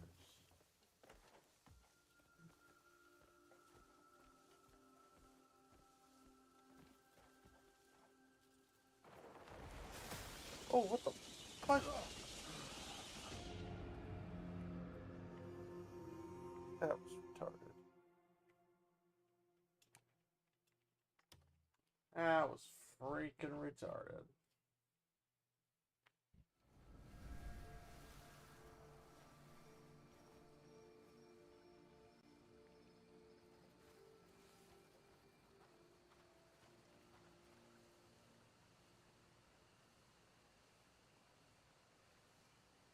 I think it's right there.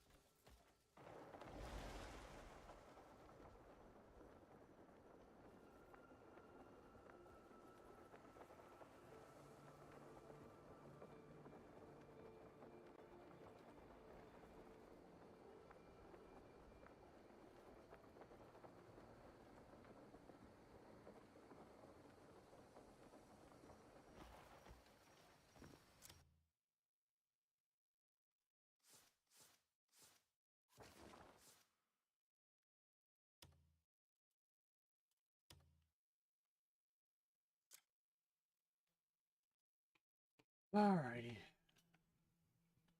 A little bit over what I was expecting.